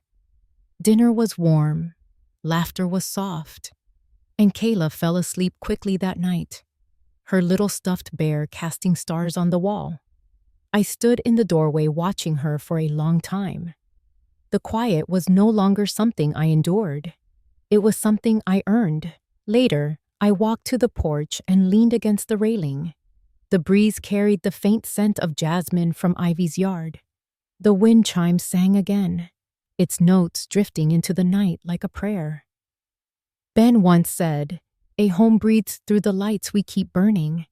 I used to think he meant electric bills and switches. Now, I understood. He meant love, boundaries, courage to stand tall even when the world tries to shrink you. Tyler thought I kept the lights on to serve him. But the truth is, I kept them on because that's who I am. A mother, a protector, a woman who refuses to disappear. The house was illuminated once more. Hallway, kitchen, living room, all glowing with quiet strength. I whispered into the night, where healing had finally found its place. We're still here, and we're okay. The key remained on the table, a silent offering. Maybe one day it would open a door again, not to reclaim a house, but to re-enter a family, when hearts were ready, when respect returned, when love learned its balance. Until then, we would live, we would heal, we would keep the lights on, because the truth had been written clearly now, in bills paid, in bruises documented, in a child's simple testimony. The one they cast aside was the one protecting them all along, and she isn't invisible anymore.